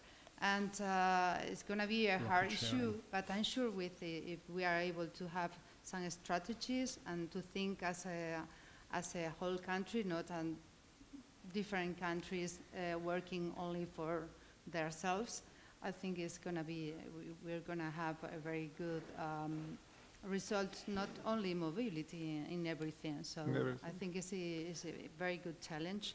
As you said before, I think the challenge is that I think we are lucky. We have a way of life that we have to be proud of, and to keep this stability and to think about innovation is going to be the goals for us as Europeans.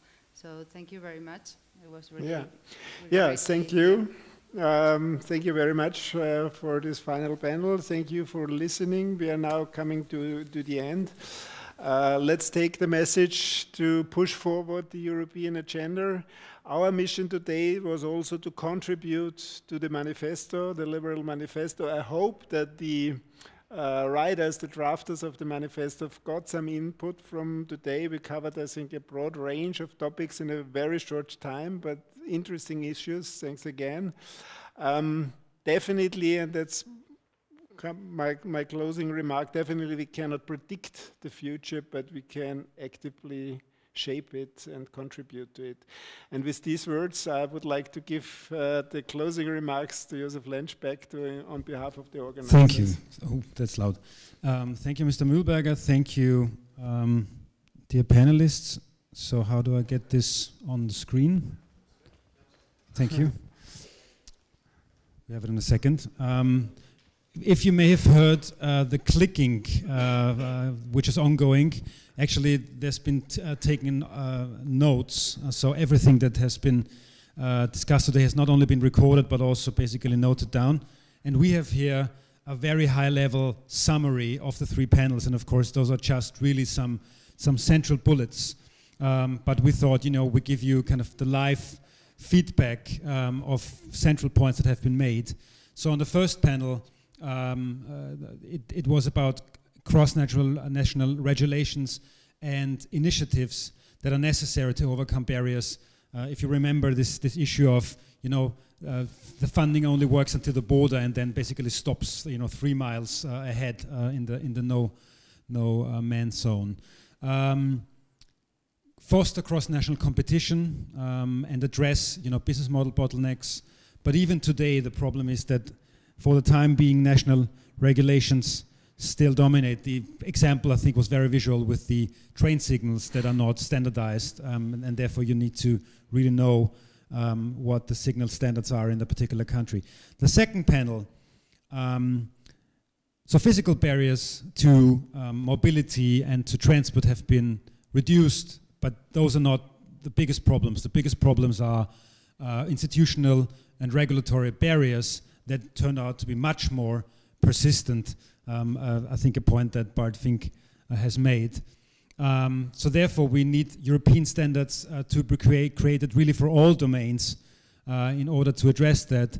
And then I think we also talked about the thing of consumer protection with the colleague from Fairplane, but also the professor who said, it is difficult to actually claim those rights towards the responsible institutions. So there is something that the EU can do to address this perceived lack of, we protect our citizens, something that Macron has very much emphasized, and a Europe that protects really kind of the citizens also against its member states.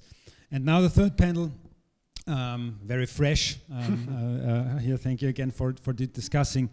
We need to think about differently about transport and mobility. We shouldn't think about as much 6 sectors. We should think about more about people and processes, and not so much about infrastructure. Automatization, which was kind of also a complex topic, of course, it needs to be embedded. It needs to be embedded in cross-border networks. The automated highway cannot stop, at the border, but has to go beyond. The issue of connectivity, the issue of networks, which is really important for that, which you mentioned. And we need regulations that are developed for the new era. Question raised in the end. To adopt existing legislation that is hard to fit new development. So there's enough work ahead, I think. Also enough work ahead in terms of the ALDE manifesto, but I'm sure we can address that. So thank you very much for being with us this afternoon. There's some food and some drinks for you here. Perhaps we can continue the conversations. We have still some way to go to the European elections, but again, kind of very good input from today. So thanks again to the panelists. Thank you for the moderation. Thank you for being here. Have a good afternoon.